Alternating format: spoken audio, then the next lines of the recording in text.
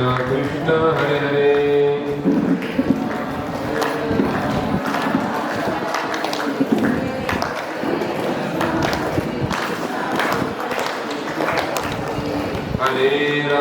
हरे राम राम राम हरे हरे हरे कृष्ण कृष्ण कृष्ण हरे हरे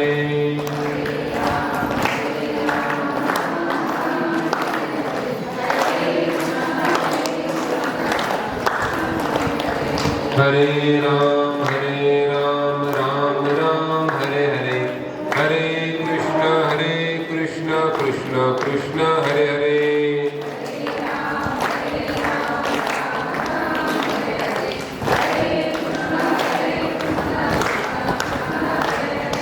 हरे राम राम राम हरे हरे हरे कृष्ण कृष्ण कृष्ण हरे हरे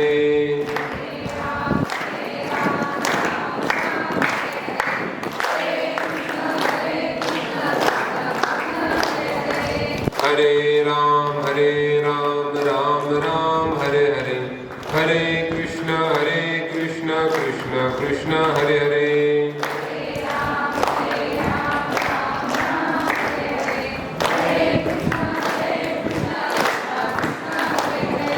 हरे राम राम राम हरे हरे हरे कृष्ण कृष्ण कृष्ण हरे हरे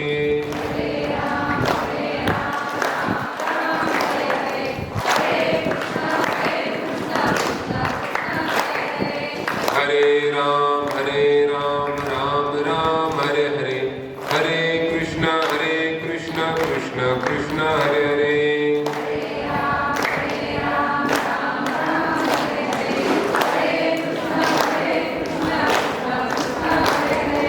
हरे राम राम राम हरे हरे हरे कृष्ण कृष्ण कृष्ण हरे हरे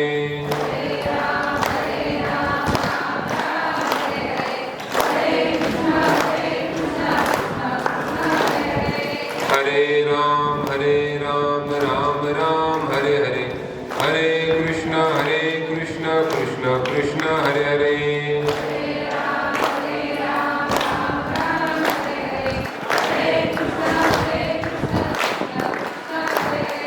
हरे राम राम राम हरे हरे हरे कृष्ण कृष्ण कृष्ण हरे हरे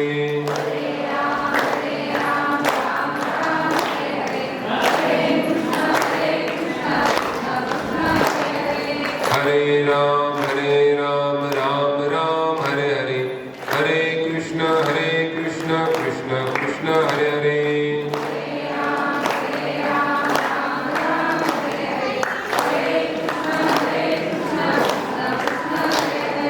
हरे राम राम राम हरे हरे हरे कृष्ण कृष्ण कृष्ण हरे हरे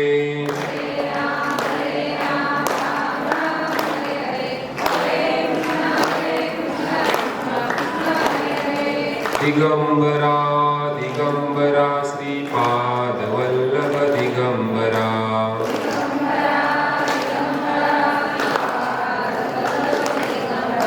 दिगंबरा दिगंबरा श्रीपाद वल्लभ दिगंबरा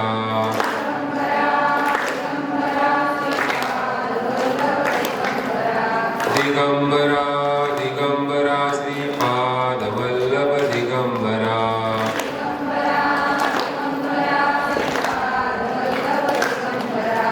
दिगंबरा दिगंबरा श्रीपाद वल्लभ दिगंबरा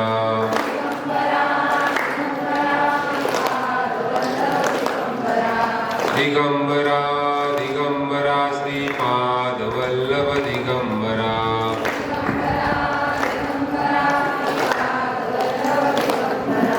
दिगंबरा दिगंबरा श्रीपाद वल्लभ दिगंबरा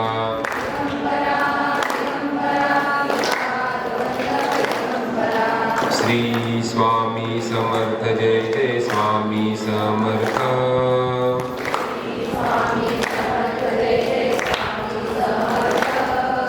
श्री स्वामी समर्थ जय जय स्वामी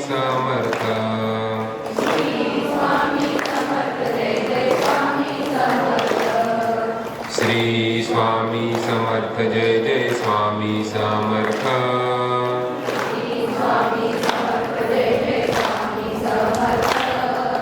श्री स्वामी समर्थ जय जय स्वामी समर्थ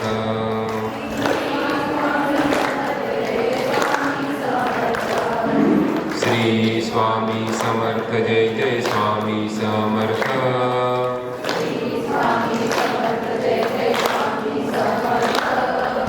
श्री स्वामी समर्थ जय जय स्वामी समर्थ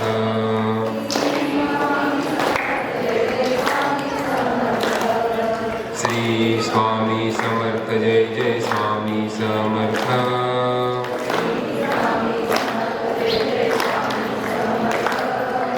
श्री स्वामी समर्थ जय जय स्वामी समर्थ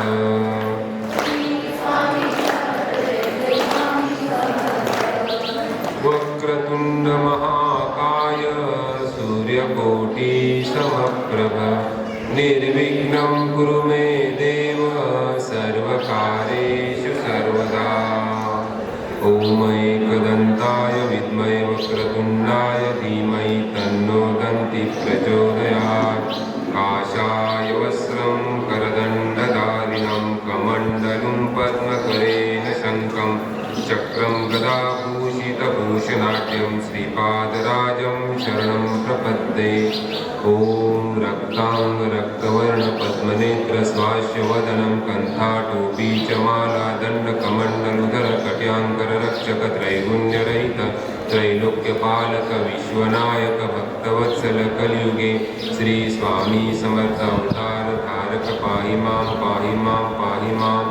ब्रह्मानन्दं परमसुखदं केवलं ज्ञानमूर्ति द्वन्द्वातीतं गगनसदृशं तत्त्वमस्यादिलक्ष्यम् एकं नित्यं विमलवचनं सर्वदी साक्षिभूतं भावातीतं त्रिगुणरहितं सद्गुरुं नमामि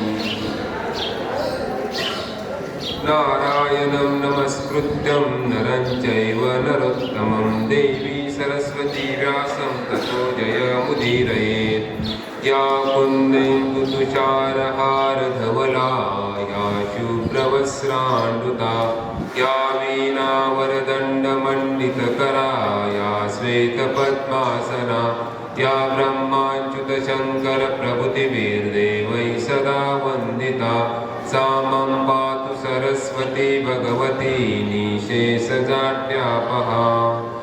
ॐ पार्थाय प्रतिबोधितां भगवतां नारायणेन स्वयं व्यासेन ग्रन्थिता पुराणमुनिना मध्ये महाभारतम् अद्वैतामृतवर्षिणीं भगवतीम् अष्टादशाध्यायिनी अम्ब त्वामनुसन्ददामि भगवद्गीते भवद्वेषिणीं भीष्मद्रोणतटाज्जयद्रथज्जला गान्धारनीलोत्पला शल्यग्रहावती कृपेण वहनी कर्णेन वेलाकुला अश्वत्था अविकर्णघोरमकरा दुर्योधनावर्धिनी सोत्तीर्णा खलु पाण्डवैरननदी कैवरतर्ककेशवा ॐ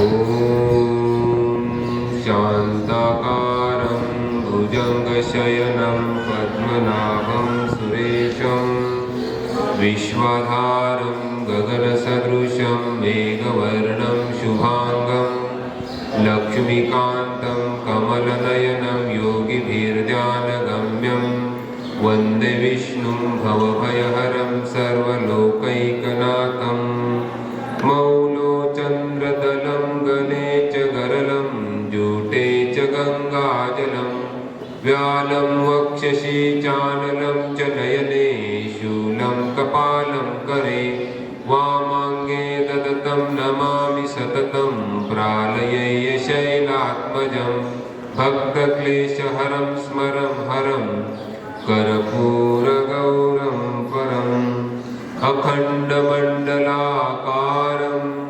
व्याप्तमेन चराचरं तत्पदमं दर्शितं येन तस्मै श्री गुरवे नमः। गुरुर्ब्रह्मा गुरुर्विष्णू गुरुर्देवो महेश्वरः गुरुः साक्षात् परब्रह्म तस्मै श्री गुरवे नमः। बोला पुंडलिक वरदे हरी विठ्ठल श्री ज्ञानदेव तुकाराम पंढरीनाथ भगवान की जय। माऊली ज्ञानेश्वर महाराज की जय। जगद्गुरु तुकाराम महाराज की जय। श्री स्वामी समर्थ महाराज की जय। भारत माता की जय। छत्रपती शिवाजी महाराज की जय। लाईट थोडीशी वरती करून घेता का? त्रास होतो.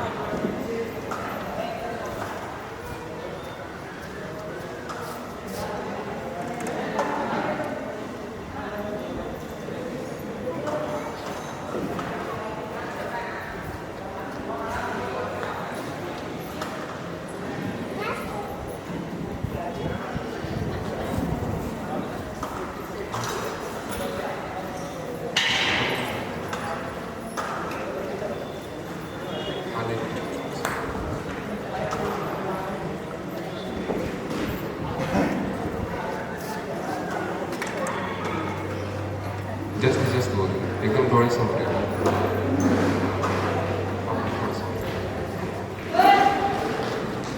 धन्यवाद.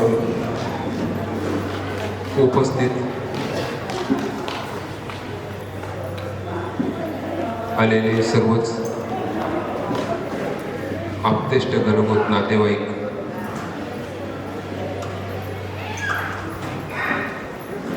मित्रपरिवार, ग्रामस्थ, आज ज्या मातेच्या वर्ष श्राद्धानिमित्त आपण सर्वच इथं जमलेलो आहोत, त्या वैकुंठवासी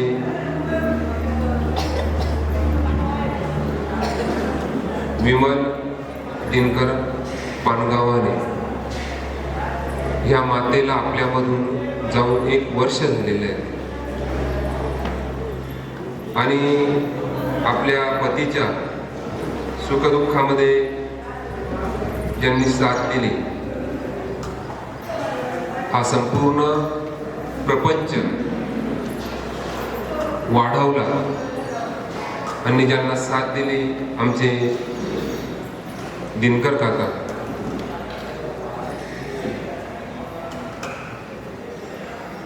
ज्याला आपण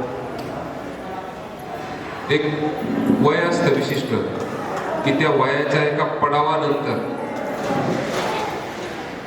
मुलं आपल्या प्रपंचामध्ये गुंतले जातात आणि आयुष्यभर जे आपण संकट झेललेले असतात, दुःख सहन केलेले असतात किंवा सुखदुःख बघितलेले असतात, त्या सुखदुःखाचा चर्चा करण्याचा काल म्हणजे हा वृद्धापकाळ.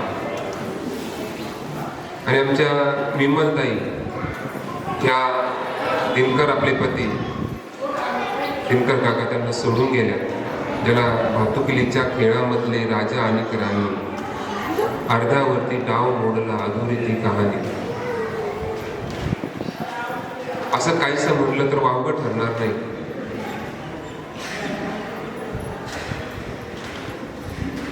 परंतु आजही ह्या मातेच्या नुसत्या फोटोकडे बघितलं, आमचे मित्र कैलास भाऊ वाळुंज यांनी ज्यावेळेस मला हे पाठवलं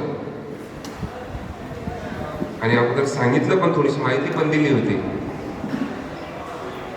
की भाऊ तुमच्याकडे यायचं होतं आणि तुम्हाला भेटण्यासाठीच खरं त्या पांगरीला आल्या होत्या, परंतु दुसऱ्या दिवशी भेटायला यायचं ना आदल्या दिवशीच त्यांचं असं झालं. आणि ज्यावेळेस कळालं त्यावेळेस खूपच असं धस्स झालं का जी माता आपल्याला भेटण्यासाठी आपल्या सासरवरून माहेरी आली ती काही दिवस थांबल्यात आणि ती भेट होण्याच्या अगोदरच त्यांना हा इहलोक सोडावा लागला. परंतु काहीतरी ऋण असेल ह्या मातेचं माझ्यावरती पण. आणि आज प्रवचन रूपी सेवा ह्या पानगाव आणि परिवाराने आमच्या वाळूंज परिवाराने माझ्याप्रती लिखायलाच नको. त्याबद्दल खूप खूप तुमचे आभारी आहे. कारण आभार ह्यासाठी की गेलेली माता खूप धार्मिक होती. अनेक वाऱ्या त्यांनी पंढरपूरच्या केल्या. हरिकीर्तन असेल, कुठलाही सत्संग असेल, आणि तो कुठल्याही मार्गात नसेल, त्यांनी कधी भेद केला नाही. जे संतांनी सांगून ठेवलं, विष्णुमय जग हे वैष्णवांचा धर्म, भेदाभेद भ्रम अमंगळ. ज्या मातेचा संपूर्ण भेद हा निघून गेलेला होता आणि प्रत्येक ठिकाणी त्या भगवान पांडुरंगालाच त्या बघत होत्या. अशा पवित्र पुण्यात्म्याचं प्रवचन रूपी सेवा करण्याचा योग मला आलेला आहे. ही शेवटची प्रवचन रूपी सेवा करण्याची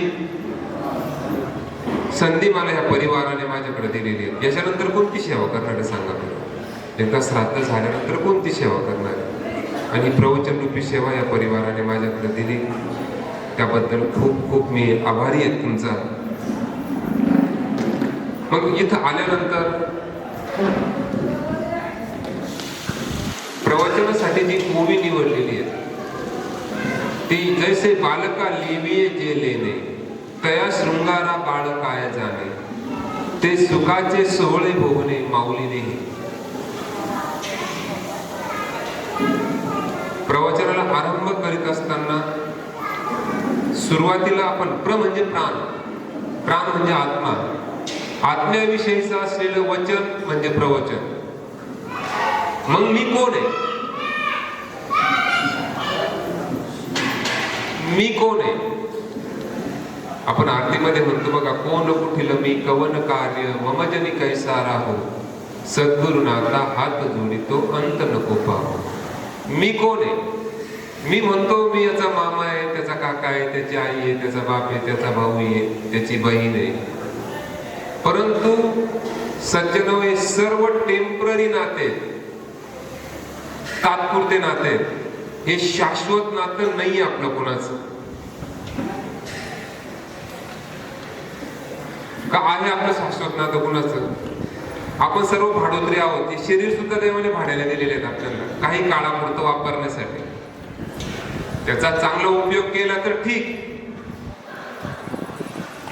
आणि त्याचा चांगला उपयोग जर केला नाही तर मग पुन्हा ह्या 84 लक्ष योनीच्या फेऱ्यामध्ये आपण अटकल्याशिवाय राहणार नाही. मी कोण आहे? आपलं जीवन म्हणजे एक प्रकारचं काय माहिती का, पॅसेंजर गाडी आहे. एक चढतो, दुसरा उतरतो, दुसरा चढतो, तिसरा उतरतो, चढ उतर चालू असते.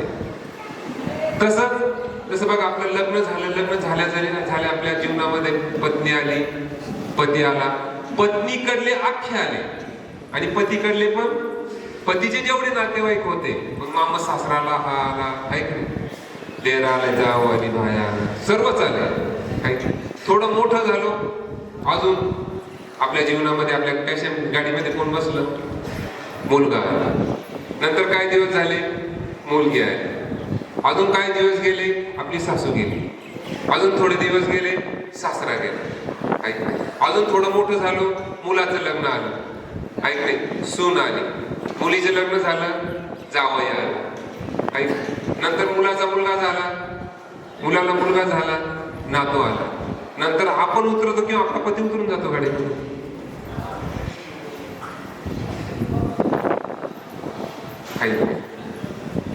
ना तरी उद्वस्तो आपसे अखंडित होत जातसे, हे जन्म मरण तसे अनिवार्य जगे. तसा सूर्य उगवतो आणि मावळतो आणि पुन्हा उगवतो, ना तरी उद्वस्तो अखंडित होत जात असे. अखंडित त्याचं जसं चालू असतं, उगवणं आणि मावळणं, तसं भगवान कृष्ण सांगतात, ज्याचा जन्म झालेला आहे त्याचा मृत्यू हा निश्चित आहे, आणि ज्याचा मृत्यू झाला आहे त्याचा जन्म सुद्धा निश्चित आहे. त्याचा जन्म सुद्धा निश्चित आहे. मग मी कोण आहे आणि मला कुठं जायचं आहे? ह्या प्रश्नाचं उत्तर मिळवण्यासाठीच नरदेह आहे. मी कोण आहे आणि मला कुठं जायचंय? संसार तेरा घर नाही, दो चार दिन रहना यहाँ, कर याद अपने राज्य की, स्वराज निष्कंठ जहा. ऐक नाही, हे आपलं घर नाही, ऐक नाही. पण आपण काय म्हणतो, हे माझं घर आहे. आपला 7-12 उतारा काढा सज्जनो 100 वर्षाच्या पाठीमागच्या, आणि पुन्हा पुन्हाचे नावं लागलेले ते बघा. काल ज्या ठिकाणी आपण बसलेलो होतो ना, त्या ठिकाणी आज आपण बसलेलो आहे. आणि आज ज्या ठिकाणी आपण बसलेलो आहोत ना, त्या ठिकाणी उद्या कुणीतरी बसलेलं असणार आहे. जे आज आपलं आहे ते काल कुणाचं तरी होतं, जे आज आपलं आहे ते उद्या कुणाचं तरी असणार आहे. काल जी कुणाची तरी मुलगी होती, आज कुणाची तरी सून आहे. आज जी कुणाची तरी सून आहे, ती उद्या कुणाची तरी सासू असणार आहे. उद्याची सासू असणारी ती परवा कळवण्यास अत्यंत वाईट वाटते. जावं लागतं. ते ज्या मार्गाने गेले त्या मार्गाने तुम्हाला मला सर्वांना जायचं, त्याच रस्त्यामध्ये तुम्ही आम्ही उभे आहेत. महाथोर ते मृत्यूपंथेची गेले, किती एक जन्मले आणि मेले, मरे एक त्याचा तुझ्या शोक वाहे, अकस्मात तोही पुढे जात आहे. एक जण मरतो, दुसरा त्याचं दुःख करतो, पण हे शाश्वत सत्य आहे. या जगाला नावच काय आहे? मृत्यूलोक आहे. मृत्यूलोक आहे. अगदी महापुरुषांना सुद्धा, अवतारी पुरुषांना सुद्धा हे जग सोडून जावं लागलेलं आहे. मग आपण राहणार आहेत का? आपण इथं राहणार नाही. पण काय झालं माहितीये का, आपली अशी एक धारणा झालेली, या जगामध्ये सर्वात मोठं आश्चर्य काय? यक्षाने प्रश्न केला धर्मराजाला, या जगामध्ये सर्वात मोठं आश्चर्य काय? यक्षाने प्रश्न केला आणि धर्मराजाने उत्तर दिलं, आपल्या अवतीभोवती मृत्यू होत असताना माणूस जणू काही असं वावरतो की मी अमर आहे. म्हणजे सारे मरणार आहे पण मी नाही मरणार. माणूस पाप का करतो? नाथबाबांना प्रश्न विचारला बघा. शांती सागर ज्यांना म्हटलं जातं, एकनाथ महाराज, त्याच नाथांनी त्याला सांगितलं का मी माझा मृत्यू डोळ्यासमोर ठेवलेला आहे, कारण हे जग आपल्याला सोडून जायचं आहे. आणि एक दिवस त्या परमेश्वराला आपल्याला उत्तर द्यायचंय, तू काय केलं तिथं जाऊन. ऐक नाही, तू काय केलं तिथं जाऊन त्याचं उत्तर द्यायचंय. आणि जे कर्म केलं त्याचं फळ तुम्हाला आम्हाला सर्वांना भोगायचंय. देव कधी कुणाचं वाईट करत नाही. कर्माचं फळ फक्त प्रत्येकाला भोगावं लागतं. Universal law of action and reaction, क्रिया आणि प्रतिक्रिया हा सृष्टीचा नियम आहे. जे कर्म करतो ते भोगावंच लागतं. कर्म करतो ते भोगावंच लागतं. पण कर्म करतो ते भोगावंच लागतं इथपर्यंतच नाही, तर जे स्मरण करतो ना ते सुद्धा भोगावं लागतं. पितामह भीष्मांचं उदाहरण मी कायम सांगत असतो. पितामह भीष्मांना अर्जुनाने अनेक बाण मारले. पुढे छातीत, कुणी पोटात, पुढे मांडीत, आरपार बाण होते, विषारी बाण होते. धर्मराजाला वैराग केला, एवढ्या लोकांना आपण मारलं आणि आपल्याला राजगादी भेटली. गुरु मारले, चुलत भाऊ मारले, काका मारले, काय काय, हे राज्यच नको. वैराग्य आलं. भगवान कृष्णांनी ते जाणलं आणि पितामह भीष्म जे शेरी पंजेरी पडलेले होते त्यांच्याकडे ते घेऊन गेले. त्यांना राज्य कसं चालवायचं ते सांगा आणि धर्माचं ज्ञान यांना द्या, राजधर्माचं ज्ञान द्या, राजधर्माचं. त्याच पितामह भीष्मांनी सांगितलं, भगवंत मी देतो म्हणे, परंतु मी माझ्या पाठीमागचे 72 जन्म बघितले, एवढं मोठं मी पाप केलेलं नाही म्हणे. असं कोणतं पाप मी केलं होतं? त्याच पितामह भीष्मांना भगवान कृष्णांनी सांगितलं की तुम्ही विसरले असाल पण मी नाही विसरलो. या महाभारत युद्धामध्ये सर्वात मोठी शिक्षा पितामह भीष्मांना भेटलेली बरं का. सर्वात मोठी शिक्षा भेटलेली आहे. इतरांना कसं डोक्यात गादा मारली, मेला, मुंडकं उडवलं, गेले, हायक नाही. सर्वात मोठी शिक्षा का भेटली? तर त्या भर सभेमध्ये भगवान कृष्णांनी सांगितलं, द्रौपदीचं वस्त्रहरण होताना तुम्ही पाहिलं म्हणे. ते तुम्ही थांबू शकत होते. त्या भर सभेमध्ये वस्त्रहरण होताना तुम्ही ते वस्त्रहरण थांबू शकत होते. ज्येष्ठ होते, शक्तिशाली होते, वयोवृद्ध होते, तुम्ही ते थांबवलं नाही म्हणे.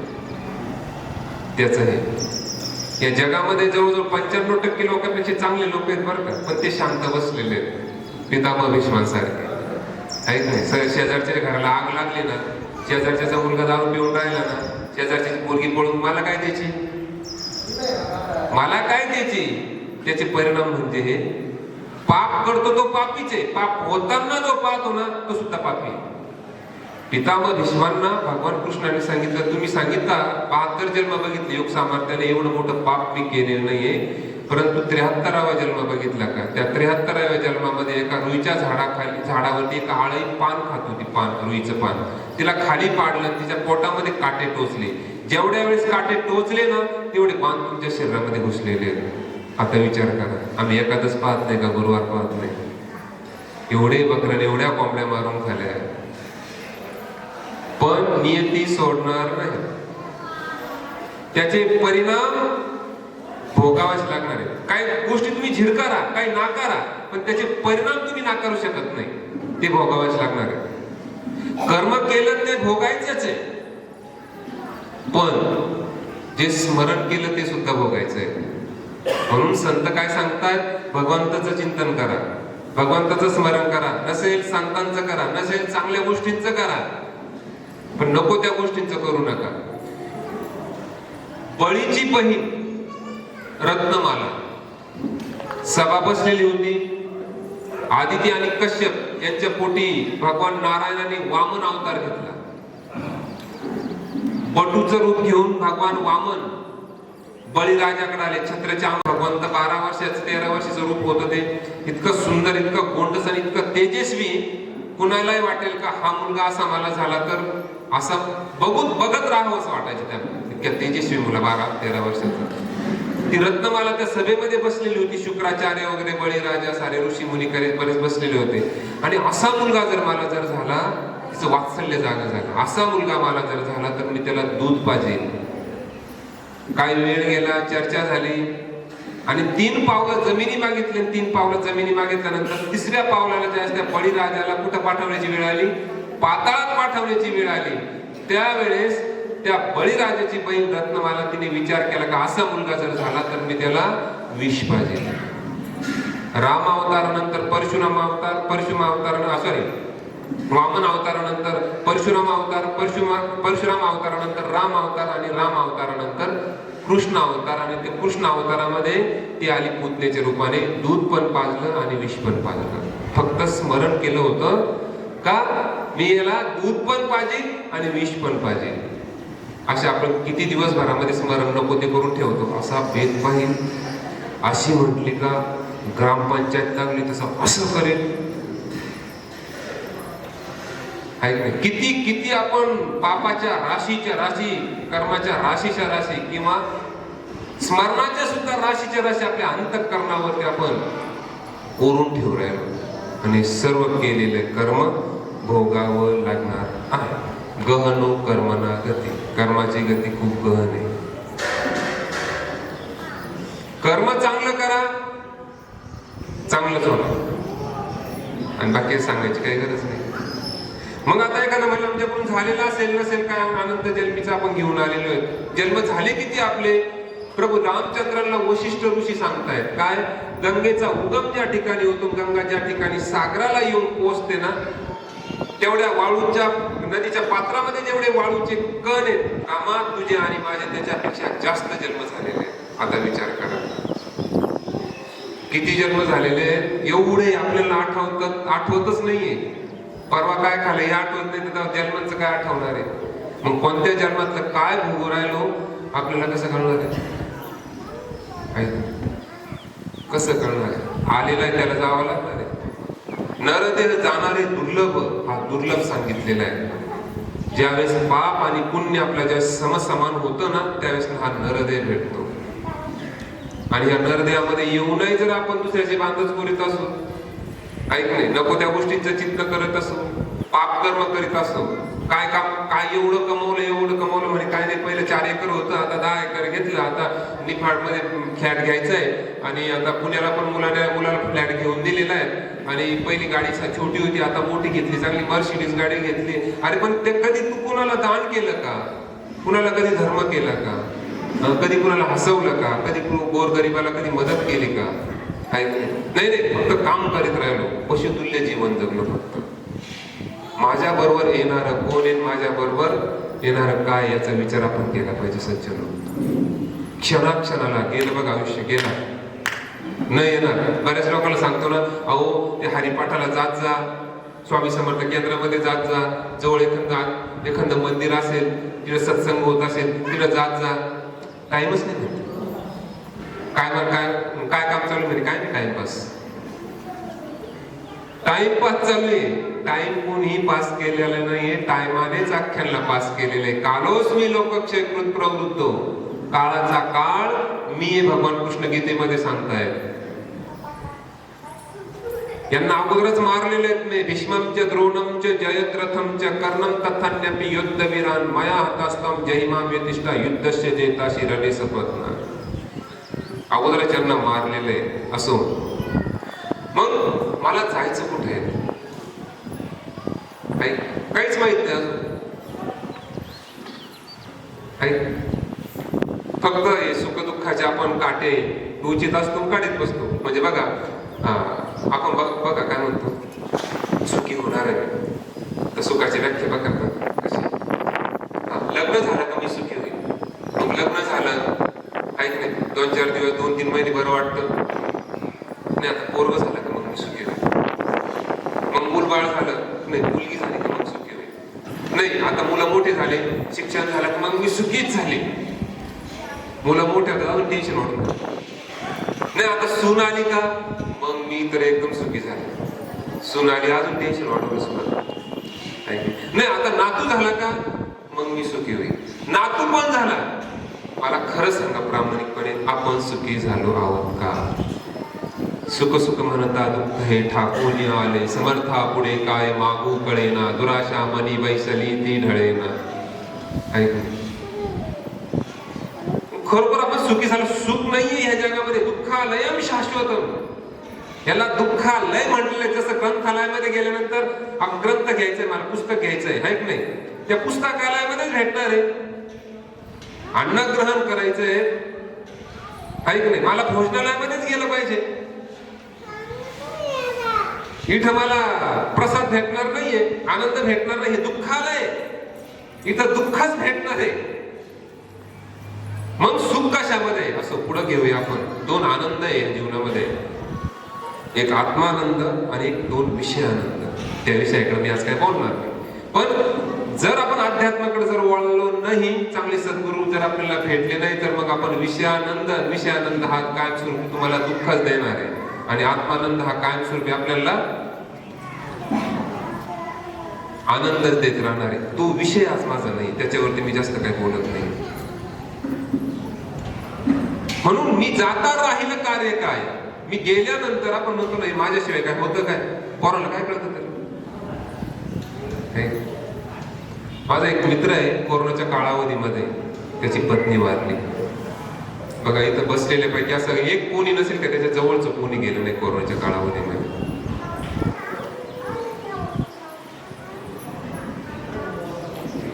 खूप चांगले चांगले माणसं गेलेले आहेत. मित्राची पत्नी वारली. त्या पत्नीचा स्वभाव खूप चांगला होता. ती लक्ष्मी म्हणतो ना घरातले आपण, कोणी अतिथी आलं गोरगरिबाला मदत करणं, कोणाच्या लग्न कार्यामध्ये सुखदुःखामध्ये जाणं, अगदी लक्ष्मीच. तोंड भरून प्रत्येकाशी बोलणं. 2 लहान लहान मुलं होते त्यांचे मित्राचे. गेल्यानंतर त्याला म्हणजे गेलो तर रडला तो अक्षरशः. खूप चांगले जवळचे संबंध.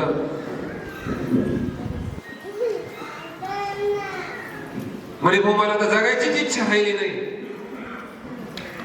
अरे म्हणलं असं नको करू, लहान लहान पोरं त्यांच्यासाठी तरी जगावं लागेल म्हटलं.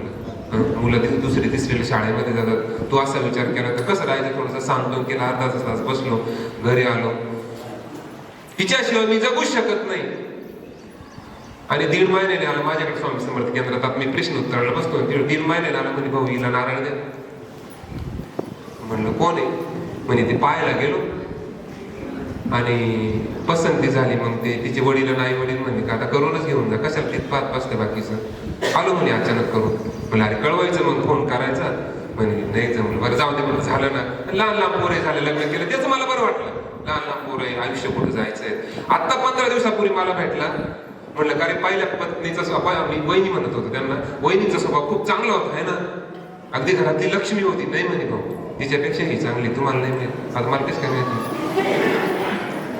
म्हणजे आपण म्हणतो ना का नाही, मी गेल्यानंतर ऐक नाही, तुमचे पती जर कोणाचे गेले तर तुम्ही काय म्हणता, तुम्ही गेला आमचं कसं, ते गेले त्याचं काय नाही, माझं कसं. माझेच माझेच म्हणून माझेच काहीच नाही, माझेच माझेच म्हणून माझेच काहीच नाही. हे जानता जीवनाचा प्रारंभ हा ओळखावा, झिजुनी स्वतः चंदनाने दुसऱ्यास मधुगंध द्यावा. हे जानता जीवनाचा प्रारंभ हा ओळखावा, आनंद ह्या जीवनाचा सुगंधा परीरवळावा. माझेच माझेच म्हणून माझेच कोणीच नाही. मरून पहा, महिन्याने परत या देवाला सांगा मला जाऊन पाहिजे माझ्याशिवाय काही राहता का. तुम्ही माता आहे बरोबर. घरी जा, घरी गेल्यानंतर आपल्या पतीला सांगा, अहो मला स्वप्न पडलं मी उद्या मरणार आहे, समजा मी उद्या मेले, तुम्ही येशाल का माझ्या बरोबर. म्हणून तर दादाच्या दुसरी पाहायला तयार. आपला हा भ्रम आहे, भ्रम. हा गेलेल्या व्यक्तीचं वाईट वाटतं, असं नाही का वाईट ध्यान नाही, आठवण नाहीये, पण माझ्या वाचून 100% त्यांचं राहीलच असं काही नाही. सूर्य धडकतील, चंद्र तळकतील, तारे आपला क्रम आचरतील, असेच वारे पुढे वाहतील. एका स्मशानाच्या बाहेर खूप सुंदर वाक्य लिहिलेलं होतं, या ऐसे ऐसे सुरमाए है जो समजते थे ये दुनिया मेरे शिवाय नाही चल सकती. इथं असे असे आलेले ते समजत होते की जग माझ्याशिवाय चालूच शकत नाही, पण चालू आहे. रामकृष्णचे आले गेले ते आम्ही जग का ओसाचे पडले. मग मी कोण आहे? सर्वात महत्वाचं, माता पिता पुत्र बंधू भगिनी कोणी न पवती निर्वाणी. इतर सर्व सुखाची मांडणी येथे सोडी ना कोणी एका सद्गुरू वाचून. सद्गुरू फार महत्वाचा आहे जीवनामध्ये. आपण त्याचे आहोत, ऐकले. देव माझा, मी देवाचा. पण आपण साऱ्यांना माझा म्हणतो, पण देवालाच माझं म्हणतो. देवाला कधी म्हणतो माहिती का? देवाची आठवण कधी येते माहिती का? ऐक नाही, चांगलं झालं तर मी केलं, माझ्यामुळं झालं, माझ्या पोरांनी केलं. पण देवाची आठवण कधी येते? दूध गेलं का, मुलीचं लग्न मोडलं का, ऍक्सिडेंट झाला का, मग देवाची आठवण येते. बघ, म्हणजे देवाला तेच काम आहे, मुलींचे लग्न मोडायचे.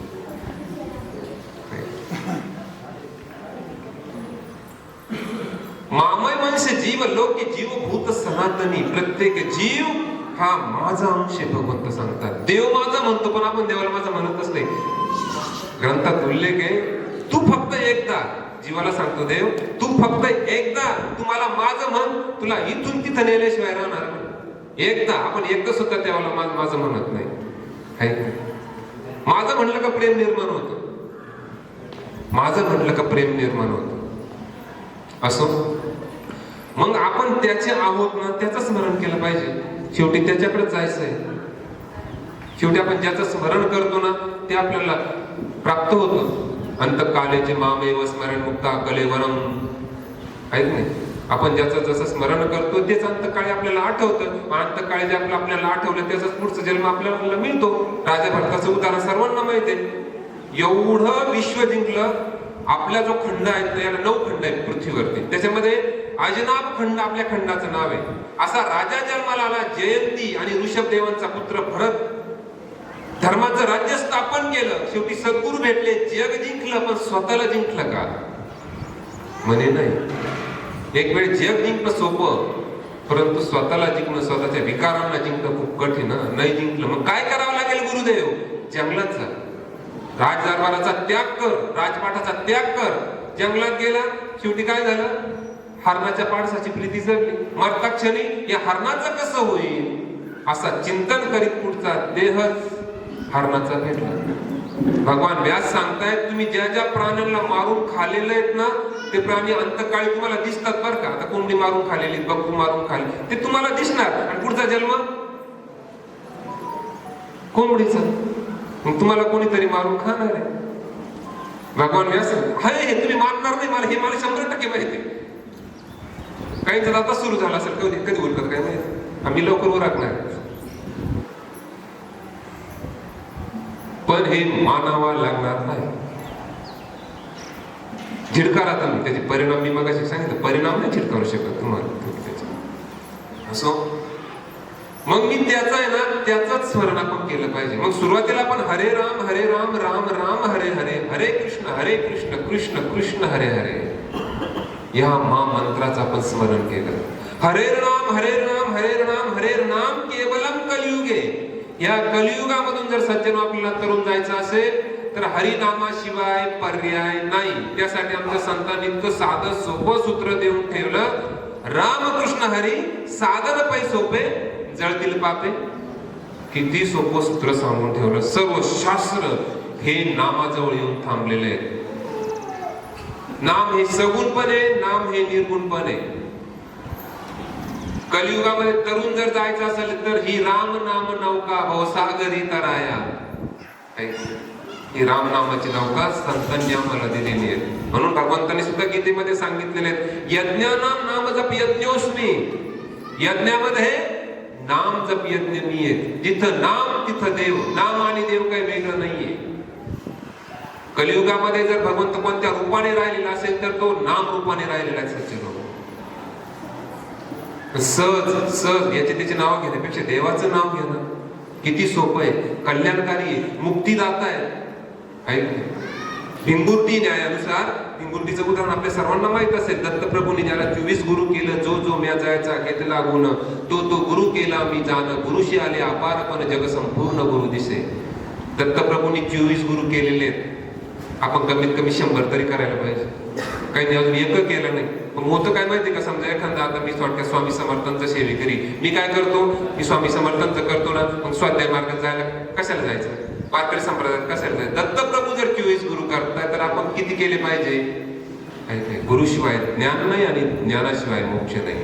गुरु कुणाला म्हणावं तुकोबाराय सांग. स्वतः भगवान कृष्णाने सुद्धा अर्जुनाला सांगितलेलं आहे, तद विधी प्रणिपातेन परिप्रेष्टेन सेवया उपदेशन तिथे ज्ञान ज्ञानी नस्तत्वदर्शिना. अर्जुना तत्वदर्शी अशा सद्गुरूंना शरण जा. शरण जाऊन त्यांची सेवा कर. सेवा करून त्यांना काय कर, नम्रतेने प्रश्न विचार. तत्व जाणलेले असे सद्गुरू तुला आत्मज्ञानाचा उपदेश करतील. गुरूंना शरण. मग गुरु कसा असावा. जगामध्ये अनेक गुरु आहेत. कोणी तंत्र गुरु, कोणी मंत्र गुरु, कोणी विद्या गुरु, कोणी अविद्या गुरु, असो असे अनेक गुरु. परी मोक्षदाता सद्गुरु वेगळाचे. मग मोक्षदाता सद्गुरु कोणाला म्हटलेले, जो आत्मा परमात्मा दर्शवी तोची खरा सद्गुरु झाला. तुकोबाराय खूप सुंदर सांगतात गुरु कसा असावा. अंतरी निर्मळ वाचेचा रसाळ, त्याचे गळामाळ असो नसो. अंतरी निर्मळ आहे, वाचेमध्ये गोडवा आहे. अंतरी निर्मळ वाचेचा रसाळ, त्याचे गळामाळ. त्याने माळ घातली काय न घातली काय काही फरक पडत नाही. आत्मा अनुभवी चोखळील्या वाटा, त्याचे माथी जाटा असो नसो. आहे नाही. आत्मा अनुभवी म्हणजे काय, तसं एक उदाहरण देण्यासारखे खूप आहे. पण ज्ञानेश्वर माऊली त्या रेड्याच्या पाठीवरती रट्टे मारले काठीचे दोन त्या पखाल्याने, आणि ओल्ड ज्ञानेश्वर माऊलींच्या पाठीवरती उठले. रेड्याच्या पाठीवर मारले आणि आत्मा अनुभवी चोखळील्या वाटा, त्याचे माथी जटा असो नसो. परस्त्रियेचे ठाई चोकांना पुसक, त्याच्या अंगारा का असो नसो. परस्त्रीला जो माते समान बघीत समान बघतो, तिला तसा सन्मान देतो, वागवतो. परस्त्रियेचे ठाई चोकांना पुसक, त्याच्या अंगारा का असो नसो. परद्रव्य अंध निंदेशी जो मुका, तोची गुरु देखा तुका म्हणे. दुसऱ्याची संपत्ती इस्टेट आहे, परद्रव्य अंध निंदेशी जो मुका, तोची गुरु देखा तुका म्हणे. एवढे लक्षण ज्याच्यामध्ये असतील तुकोबाराय सांगतात, त्याला गुरु म्हणायला काय हरकत नाही. आपण कोणाला गुरु. दत्तप्रभूंनी 24 गुरु केले. 24 गुरु केले तर त्याच्यामध्ये 2 गुरूंचा एक चालता चालता उल्लेख करतो. एक टिटवी कधी झाडावर अंडे घालत नाही, ती जमिनीवर अंडे घालते. आणि टिटवी झोपताना कशी झोपते माहितीये का, अशी उलटी झोपते. उलटी झोपते. तिला विचारलं दत्तप्रभूंनी, का ग बाई असं का बरं झोपते. म्हणे ते आभाळ पाहिलं का. म्हणे आभाळ तू झोपलेस काय. म्हणे ते पडलं. मग तू काय करशील, माझ्या पायाने लावून धरेल. तसं आपलं मी मे मे मे मे करता करता तो बोकडा तसा उलटा टाकला जातो का. दुसरा गुरु केला दत्तप्रभूंनी ती कुंभारील मासी, त्याला भिंगमूर्ती म्हटलेलं आहे. पृथ्वी, वायू, आकाश, मापाग्नी, चंद्रमा, रवी असे 24 गुरु केलेले आहेत. परंतु त्या कुंभारील माशीला गुरु केलं. ती कुंभारील माशी बघा, आपल्या घरामध्ये एक लाल रंगाची असते ती, पण हिरव्या रंगाची आळे आणते आणि घरट्यात टाकून देते. घरट्यात टाकून देते, ती चावा घेते आणि बंद करून टाकते ते घरट्यात. आणि बंद केल्यानंतर ती आळे सारखं स्मरण कुणाचं करते? ती घोडगांनी येईल, मला मारेल, मला चावेल, स्मरण करता करता त्या अंधाऱ्या घाट्यामधून ती आळ्याचं रूपांतर अंड्यातून लाल रंगाची पंख फुटलेली घोडगांधी बाहेर पडते. निस्त्या स्मरणाने काय होतं हे घडतं. निस्त्या स्मरणाने हे घडतं. म्हणून आपण संतांनी काय सांगितलेलं आहे? सतत भगवंताचं स्मरण करा. नसेल भगवंताचं जमेल तर संतांचं करा, नसेल संतांचं चांगल्या माणसांचं करा, नसेल जमत तर मी सांगतो मित्रांचं करा. पण आपल्याला चांगले नाही आठवत, मित्र पण जास्त नाही आठवत, ज्यांनी आपल्याला त्रास द्यायला ते जास्त आठवतात. काय अनुभव येतो? जे आपल्याला त्रास देतात ना, म्हणजे परत पुढचा जन्म त्यांच्या रिलेशन मध्येच येणार. पोटी येणार त्यांच्या, नाही तर शेजारी म्हणून येणार, नाही तर सून म्हणून येणार, नाही तर आणि बदला घेणार. बदला घेणार असं. मग मी कोण आहे? मी त्याचा आहे ना, मग त्याच आपण स्मरण केलं. म्हणून हरे राम राम राम हरे हरे, हरे कृष्ण कृष्ण कृष्ण हरे हरे. आज मी थोडस जास्त नामस्मरण केलं, त्याला ऍड दिगंबरा श्रीपाद वल्लभ दिगंबरा आणि श्री स्वामी समर्थ या महामंत्राचं मी स्मरण केलं. इतर वेळेस मी घेत नाही बरं का, पण या मातेचं दत्तप्रभू स्वामी महाराजांवरती खूप श्रद्धा आणि निष्ठा होती, म्हणून त्याच्यासाठी मी घेतलं. आता होतं काय, हे प्रवचन कशासाठी ठेवतात? काही जण कीर्तन ठेवतात, ठेवायला पाहिजे. आता बऱ्याच ठिकाणी मी जातो ना प्रवचनाला, कशासाठी ठेवतात तो कीर्तन प्रवचन? सारे लोक येईपर्यंत ते जेवायला बसता येत नाही ना, म्हणून ते एका पंक्तीमध्ये सारे उरकून जाते किंवा 2 पंक्ती, म्हणून ते टाइमपास म्हणून ठेवतात. असं त्यांचं तसं नाहीये. गेलेल्या व्यक्तीने किती सत्संग केले, आमच्या विमल मावशींनी किती सत्संग केले, किती नामस्मरण केले ते त्यांना माहिती, पण त्यांच्या सद्गतीसाठी हा ज्ञान येत नाही. अनेक दानाचे प्रकार आहेत. भूदाने, गोदाने, सुवर्णदाने, द्रव्यदाने, अन्नदाने, पण त्याच्यामध्ये सर्वात श्रेष्ठ दान कोणतं सांगितलेलं भगवान कृष्णांनी? ज्ञानदान. नाही ज्ञानेन सदृश गीतेत सांगितलेले भगवंतांनी. ज्ञानापेक्षा श्रेष्ठ काही नाहीये. सांगण्यासारखे अनुभव खूप आहे, पण एक माझ्या जीवनात घडलेला एक अनुभव सांगतो. माझ्या जीवनात म्हणजे आता केंद्रामध्ये घडलेला अनुभव सांगतो. एक मुलगी आली होती संगमनेरची कारवाडी केंद्रामध्ये. तर त्या मुलगी PMT ला होती कॉलेजला. तिच्या मैत्रिणीने आत्महत्या केली. तर आता रूममेट असल्यामुळं ती अधूनमधून स्वप्नात पडायचं. आता मनीवशी ते स्वप्ने दिशा आपण म्हणतो. ती मुलगी गेली घाबरून गेली. तर मला कॉलेजमध्ये जायचं नाही. तिचे आई वडील तिला कारवाडी केंद्रामध्ये आले माझ्याकडे. म्हणलं बाळ शिक, म्हणलं मुलीने शिकलं पाहिजे. उद्या लग्न झाल्यानंतर पती कसा भेटेल, काय भेटेल, परंतु शिकलं पाहिजे. मुलींच्या शिक्षणाला आम्ही प्रायोरिटी देतो. तर म्हणलं आता ते सप्त्यात तू सहभागी हो, स्वामी समर्थ केंद्रात यज्ञात सहभागी हो. तिला प्रहरा होतो, प्रहरामध्ये सहभागी हो. गुरुचरित्र किंवा कुठं तरी एखादं पारायण कर. त्या मुलीने 7 दिवस केंद्रामध्ये दिले. आणि शेवटच्या दिवशी स्वामी समर्थ सेवेकरी काय करतात की आपली जी मनोकामना असतात ना, स्वामींना श्रीफळ वाहून एक विनंती करतात की महाराज माझी अशी अशी मनोकामना आहे ती पूर्ण करा. त्या मुलीने काय मागितलं? महाराज माझ्या मैत्रिणीने जी आत्महत्या केलेली आहे तिला सद्गती भेटो, अशी विनंती केली. आणि 3 दिवसांनी ती मैत्रीण परत स्वप्नामध्ये आली. स्वप्नात आल्यानंतर तिने सांगितलं काय माहितीये का? अगं मी आत्महत्या केली, मी पिशाची योनीमध्ये गेले होते म्हणे. अनंत काळामध्ये पर्यंत मला भटकत फिरावं लागलं असतं. तू 7 दिवस जी सेवा केली ना ती मला अर्पण केली, त्याच्यामुळे माझी ह्या पिशाची योनीमधून मुक्ती होऊ राहिली म्हणे. आभारी आहे, थँक्यू म्हणून ती मुलगी आता स्वप्नात कधीच आली नाही. आता मला एक अशी खूप उदाहरण आहेत सांगण्यासारखे, पण एक उदाहरण कशासाठी हरे राम राम राम म्हणून राहिलो? कशासाठी हे चालू आहे? गेलेल्या मातेच्या सद्गतीसाठी आहेत. गेलेल्या मातेच्या सद्गतीसाठी आहेत. पुराणात अनेक उदाहरणं देता येईल, परंतु अजून आपल्या पुढे जायचं आहेत आपल्याला. मग अशा पद्धतीने हरे राम. कुरुक्षेत्रावरचे युद्ध झालं आणि युद्ध झाल्यानंतर किती लोक मारले गेलेले आहेत माहिती का? भीष्म पर्वामध्ये उल्लेख याचा 1,60,35,00,000 लोक मारले गेले. तो धृतराष्ट्र विचारतो धर्मराजाला, की किती लोक मारले गेले ह्या युद्धामध्ये. 20,000 कुठेतरी गायब झाले म्हणे. 1,60,35,00,000 लोक मारले. आज जगाची लोकसंख्या किती आहे? 8 अब्जाच्या आसपास आहे. भारताची लोकसंख्या 1,40,00,000 आहे. म्हणजे लोक मारले किती? 76 साम्राज्यांनी ह्या युद्धामध्ये भाग घेतला होता. एवढा मोठा नरसंहार झाला.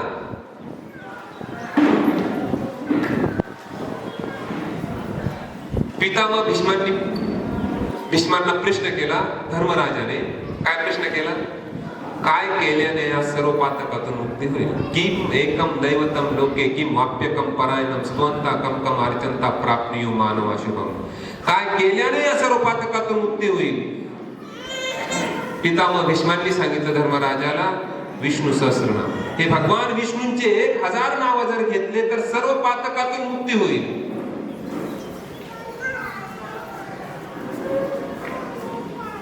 1000 विष्णू नाम पितामह भीष्मांनी तेच विष्णू सहस्रनाम सांगितलं. भगवान व्यासांनी ते लिहिलं. इकडं भगवान शिव कायम ध्यानस्थ. भगवान शिवांनी पार्वती मातेला विचारलं, तुम्ही तर देवादी देव आहात, तुम्हाला देव दानव मानव यक्ष किन्नर गंधर्व सर्व मानतात आणि तुम्ही कोणाचं ध्यान करता? म्हणे माझ्यावर पण माझे गुरु माझा आराध्य. म्हणजे तुमच्यावर पण कोणी आहे का? म्हणे हो, माझे गुरु माझा आराध्य माझे प्रभू रामचंद्र आहेत म्हणे, त्यांचं मी स्मरण करतो म्हणे. समुद्र मंथन झालं आणि समुद्र मंथन झाल्यानंतर त्याच्यातून 14 रत्न निघाले. ही कथा माहिती, परंतु त्याच्यातून हलाल नावाचं विष बाहेर पडलं. ते कुणी ग्रहण केलं? भगवान शिवांनी ग्रहण केलं. ते विष खाली जाऊन दिलं नाही, कंठातच धारण केलं, तरी पण त्याचा प्रभाव भगवान शिवांच्या देहावरती झाला. शेवटी अनेकांनी अनेक प्रयत्न केला, तो दाह कमी होण्याचा. दाह कमी झाला नाही. शेवटी नंदीने येऊन सांगितलं, तुम्ही राम नाम घ्या म्हणे. लहान तोंडी मोठा घास होईल म्हणे भगवंत, पण तुम्ही रामनाम घ्या, विषाचा प्रभाव कमी होईल. रामनाम घ्यायला सुरुवात केली. संपूर्ण विषाचा प्रभाव भगवान विष्णूंवरती झाला. भगवान विष्णूंचा नीलवर्ण झाला. भगवान विष्णूंचा गौरवर्ण भगवान शिवांना प्राप्त झाला. हरी हरी हरी मंत्र हा शिवाचा. ही घटना कधी घडलेली आहे? त्यावेळेस रामाचा जन्म सुद्धा झालेला नव्हता. रामनामामध्ये ताकद किती. पार्वती माता विचारतात, हे सांगितलं पाहिजे आमच्या तरुण पिढीला, व्हॉट इज माय मिनिंग. ते करायला तयार आहे अध्यात्म, पण आपण त्या भाषेत सांगतच नाही. विज्ञान आणि अध्यात्म या एकाच नाण्याच्या 2 बाजू. अशा पद्धतीने जर आपण अध्यात्म जर सांगितलं तर तरुण मुलं करून राहिले, ऐकून राहिले. ते असो. पार्वती मातेने विचारलं, विष्णू सहस्रनामाचं पुण्य मिळेल असं काही एखादं स्तोत्र मंत्र आहेत का? त्यावेळेस भगवान शिवांनी पार्वती मातेला राम रक्षा स्तोत्र सांगितलं. तेच राम रक्षा स्तोत्र पुढे श्री बुधकौशिक ऋषींना भगवान शिवांनी सांगितलं. बुधकौशिक ऋषींनी ते लिहून ठेवलेलं आहे. त्या राम रक्षा स्तोत्रामधला एक श्लोक आहे, राम राम रामेति रमे रामे मनोरमे सहस्रनाम ततुल्यम राम नाम वरानने. 1000 नावं घेऊन जेवढं पुण्य मिळतं तेवढं फक्त सहस्रनाम ततुल्यम राम नाम वरानने. म्हणजे 1000 विष्णू नाम बरोबर 1 राम नाम आणि 3 राम नाम बरोबर 1 कृष्ण नाम. परत आता एखादा म्हणेल, मग कृष्णात आणि रामात काय फरक आहे का? हा फरक आहे. राम अवतार मर्यादा पुरुषोत्तम आणि कृष्ण अवतार पूर्ण पुरुषोत्तम. ऍज इट इज, जसा जो आहेत ना, सर्वात अगोदर झालो. भागवताच्या 4व्या स्कंदामध्ये सृष्टी निर्मितीचं वर्णन केलेलं आहे. सर्वात अगोदर झालो कृष्ण लोक.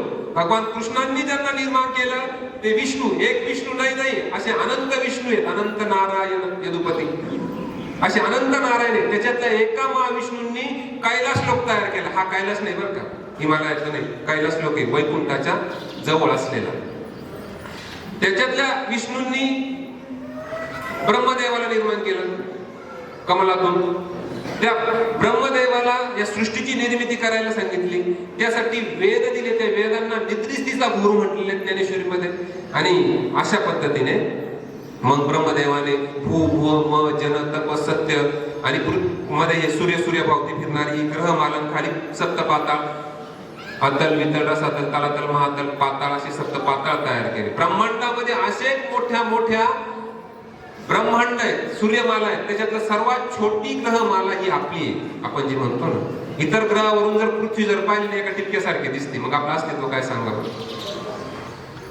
आता हे कृष्ण नेमकं कोण आहे ते सांगतो. ब्रह्मदेवाला अहंकार झाला. मिस करताय, त्यांनी गाई पळून नेले. बरोबर कथा माहिती. मला महत्वाची पुढची गोष्ट सांगायची.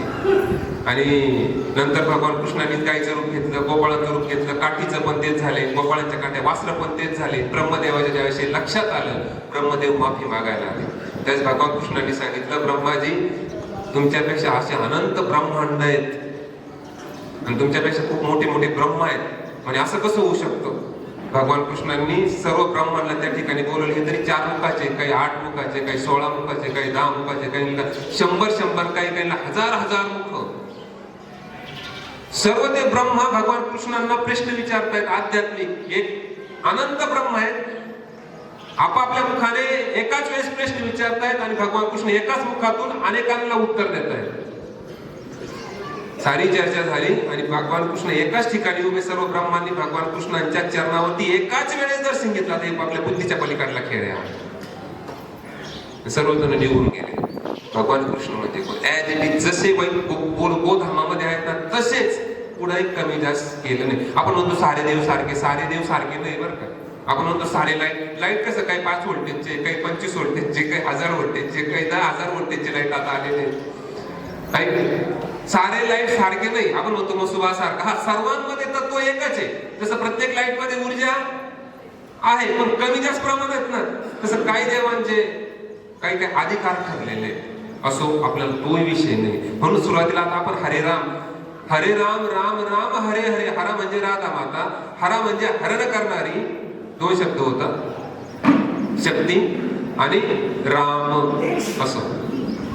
राम राम राम 4 वेळेस आलेले. 4000 विष्णू नाम वाचण्याचं पुण्य. हरे कृष्ण कृष्ण कृष्ण हरे हरे. 1000 विष्णू नाम बरोबर 1 राम नाम आणि 3 राम नाम बरोबर 1 कृष्ण नाम. याचं काउंट जर केलं ना, 16,000 वेळेस विष्णू सहस्रनाम वाचल्याचं पुण्य भेटलं. किती जप झालं सांगा बरं आपलं. आता मी बघत होतो, मी म्हणत होतो, तुम्ही म्हणत होते, तुम्ही म्हणत होते, त्यावेळेस मी ऐकत होतो, पण याच्यात काही जण म्हणतच नव्हते. मी पाहिलं. एका वाक्यात सांगतो, त्याचं उत्तर देतो.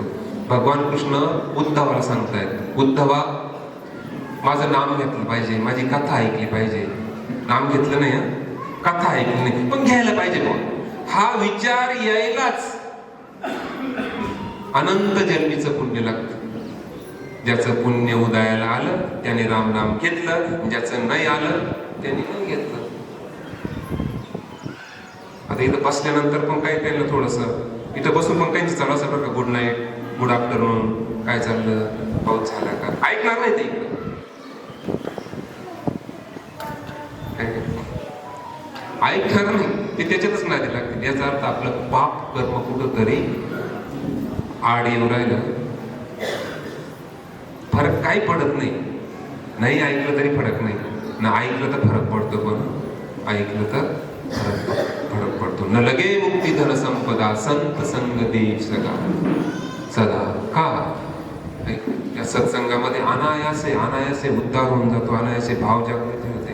म्हणून आपल्याला एक दिवस कुठं जायचंय, इथून तिथं जायचंय, म्हणून त्याचं स्मरण केलं पाहिजे. ही सृष्टी आपण नाही, आपलं काहीच नाही. श्वास सुद्धा आपल्या इच्छेने चालू नाहीये. का चालू आहे कोणाचा श्वास? माझ्या इच्छेने श्वास चालू आहे. किती जणांना वाटतं श्वास माझ्या इच्छेने चालू आहे? नाही चालू. ही भूमी जगदीशाची रचाए सृष्टि को जिस प्रभु ने, वही ये सृष्टि चला रहे. जो पेड़ हमने लगाया पहले, उसी का फल हम अब पा रहे हैं. जिन्होंने भेजा जगत में जाना, तय कर लिया फिर से लौट कर आना. जो भेजने वाले हैं यहाँ पे, वही फिर वापस हमें बुला रहे हैं. ज्याने इकडं पाठवलं ना, तोच परत आपल्याला एकदा टाइम अप झाला. देवाने आपल्याला खूप काय दिलेलं आहे. इतकं दिलेलं आहे ना, त्याची काही गंतीच करतो. कोरोनाच्या काळात तुम्ही बघितलं, साधा ऑक्सिजन भेटला नाही म्हणून किती लोक गेले. फुकट दिलेलं आहे, फुकट दिला. लाईट बिल भरलं नाही, कनेक्शन कट. मोबाईल बिल भरलं नाही, कनेक्शन कट. पाणी बिल भरलं नाही, कनेक्शन कट. बरोबर आहे की नाही?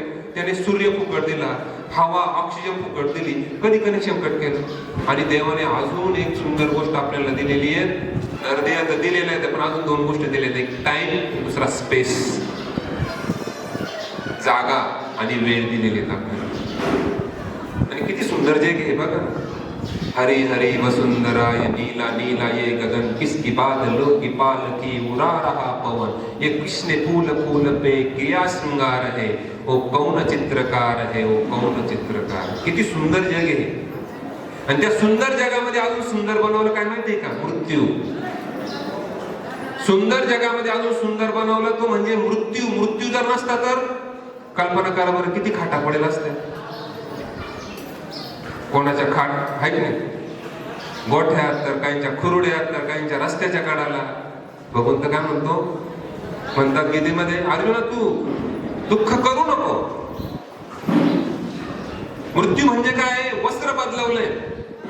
मांसांशी जीर्णानि यथा विहाय नवानि गृहाणि नरोपराणि तथा शरीरानि विहाय जीर्णानि अन्यानि संयाति नवानि देखी. नैनम छिंदन्ति शस्त्राणि नैनम दहति पावकानि चैनम क्लेदयन्त्या पुनः शोषयति मारुतः. मृत्यू म्हणजे वस्त्र बदलवणं. जुनं वस्त्र टाकताना नवीन वस्त्र घालताना आपल्याला दुःख होतं का आनंद होतो? आनंद होतो. अजून सोप्या भाषेत सांगू का मृत्यू म्हणजे काय? जसं आपलं एखादं बाळ बघा, तुम्ही कधी कधी जॉबला जाता किंवा आमच्या शेतामध्ये काम करणाऱ्या माता असतील, त्या रानात जाता घरी पोराला सोडून जाते, लहान पोराला. होतं ना असं कधी कधी, किंवा लहान असताना तुम्ही सोडलेलं आहे, बरोबर आहे. तुम्ही रानातून आल्यानंतर किंवा जॉबवरून आल्यानंतर ते पोरग असं खेळत राहतं. कशाशी? असे नकली भांडे असतात त्याचे, मातीचे दगडाचे. ते आई ए सोने बाळे अरे ये, ते पोरग म्हणतो नाही आई मला खेळायचं आहे. आई म्हणते अरे तुला भूक लागलेली, हातपाय भरले मातीने चिखलाने, चल. ते नाही म्हणतं आई मला खेळायचंय. नाही आई मला खेळायचंय. मग आई त्याला काय करते? उचलून घेते. ते पोरग रडतं बघा थोडस. आई त्याला धुते चांगलं आणि हाताने जेव घालत असताना आता काय कर, माझ्या मांडीवर झोप. एकदा झोप का रात्रभर, परत उद्या तू खेळायला जा ना. तसाच परमेश्वर म्हणतो आता खूप थकला रे बाळ, हाका मारित असतो. केस सफेद व्हायला लागले, दृष्टी कमी झाली, मेसेज देऊ राहिला तो, आपका बॅलन्स लो हो चुका है. ऐकायला कमी यायला लागलं, दात पडले, मिसरी लावलं, लिव्हर खराब झालं, किडन्या खराब झाल्या, दारू पिऊ पिऊ, गुडघे खराब झाले, पत्ते खेळू खेळू एका जागेवर बसून चल. नाही आपण होतो मग भगवंत अरे तुला नवीन देतो ना मी, पण नवीन देह नरदेहच भेटेल याची गॅरंटी नाही. हा मुखवटा आहे माणसाचा, पण पुढचा मुखवटा माणसाचा जर नाही भेटला. एक उदाहरण देतो. अक्कलकोटला स्वामी समर्थ महाराज यांच्या अगोदर गुजरात मध्ये कच्छ म्हणून नारायण सरोवर आहे. तिथं स्वामी समर्थ महाराज तिथं गेले आणि स्नान करायला लागले. तिथं स्नान करणार तर तिला पुजारीमध्ये पैसे आहे का म्हणजे तुझ्याकडं? स्वामी बोलले माझ्याकडं नाहीये. तिथं त्या स्वामी समर्थ नाव नव्हतं, त्यावेळेस दिगंबर स्वामी नावाने तिथं बोललं जायचं गुजरातमध्ये स्वामी समर्थांना. नाही म्हणे स्नान करण्यासारखे काही राहिलंच नाही. तिथून स्वामी निघून गेले. ते अख्खं नारायण सरोवरचं तीर्थ सडलं, दुर्गंधी सुटली. काय झालं मग काय कळलं ना. मग तिला शंकराचार्य आलेले होते. त्या शंकराचार्याला विचारलं नेमकं काय झालं असं. त्यांनी आपल्या ध्यान लावून बघितलं की कोणीतरी अवतारी पुरुषाचा अपमान झाला. त्यांना शोधा, त्यांची माफी मागा, त्यांचं चरण तीर्थ पुन्हा त्या सरोवरामध्ये टाका म्हणे. कोणाचा अपमान केला? हा म्हणे उंच धिप्पाड लंबोट घालेले एक बाबा आले होते. अरे दत्त अवतारी साक्षात स्वामी म्हणे जा. मग एका झाडाखाली स्वामी महाराज 4 वाजता सापडले. त्यांची माफी मागितली, ते चरण धुतले, त्यांचे ते सरोवरामध्ये टाकले आणि तीर्थ परत नितळगार झाले. नितळगार झाल्यानंतर त्याला अनुभव आला आणि इथून पुढे येणाऱ्या लोकांना असं लुबाडू नको म्हणे. लुबाडू नको, त्यांना विनामूल्य स्नान करू दे. आणि घरी नेलं. पुढचं घडलं, घरी नेलं आणि घरी नेल्यानंतर अगं बघ आपल्या घरी कोण आले? दिगंबर स्वामी आले. पाणी घेऊन हे पाय धुईला. पाणी आणायला गेली. मागच्या दालनामध्ये त्याचं पोरगं झोपलेलं होतं, त्या पुजाऱ्याचं चोपाळ्यावर झोपलेलं होतं. तिला भला मोठा साप त्या चोपाळ्याला असे वेळे मारून झोके घेत होता आणि खाली पोरगं झोपलेलं. अहो मोठा साप साप साप साप साप म्हणून सर्वला आले काट्या कुराडे घेऊन. काटे कुराडे घेऊन मारायला लागले. स्वामी समर्थ महाराजांनी सांगितलं त्याला मारू नको म्हणे. का बरं मारू नको? पोराला चावला तर म्हणे तो साप तुझा बाप आहे म्हणे. आणि माझा बाप मरून तर 12 वर्ष झाले. तुझ्या बापाची अतृप्त इच्छा राहिलेली होती, नातवाचं तोंड पाहावं. प्रपंचाबद्दल खूप आसक्ती जर असेल तर पुढचा जन्म सापाचा भेटतो. आपल्या वावराच्या कडाला शेतात येतात आहे ना, ही आपली पूर्वजच, आपले पूर्वजच. माझ्याकडे कारवडी केंद्रामध्ये सातळ पाथऱ्याचा एक परिवार आला होता. 14 एकर जमीन आहे, नदीच्या कडेला आहे, पाणी नेलेलं आहे नदीचं, खूप चांगली जमीन आहे. पण तिकडं कुणी आम्ही गडी माणूस ठेवला कामाला का साप चावतो म्हणे. एकच साप आहे, बरं सापडत पण नाही म्हणे. आता काय झालं, मुलाला साप चावला. 7 वर्षाचा पोरगा शेतात काम करत होता, 7वीला होता, शेतात काम करत होता, त्याला साप चावला म्हणे. ऍडमिट केलं, सारे जण जमले, हा साप आता इथं गेलेला, याला मारायचं. आम्ही ते दगड शोधित असताना, दगड काढीत असताना, त्याला सापाला शोधित असताना त्या बापाला साप चावला म्हणे. पुन्हा तो साप इतका पटकन त्याच्या बिळामध्ये निघून गेला, नंतर सापडेनाच म्हणे. बाप आणि पोरगा दोन्ही पण ऍडमिट म्हणे. म्हणलं तिथली माती आणलेली का तुम्ही? ती सहज माती चोळून बघितली, अशी एक विशिष्ट गंध येतो मातीचा.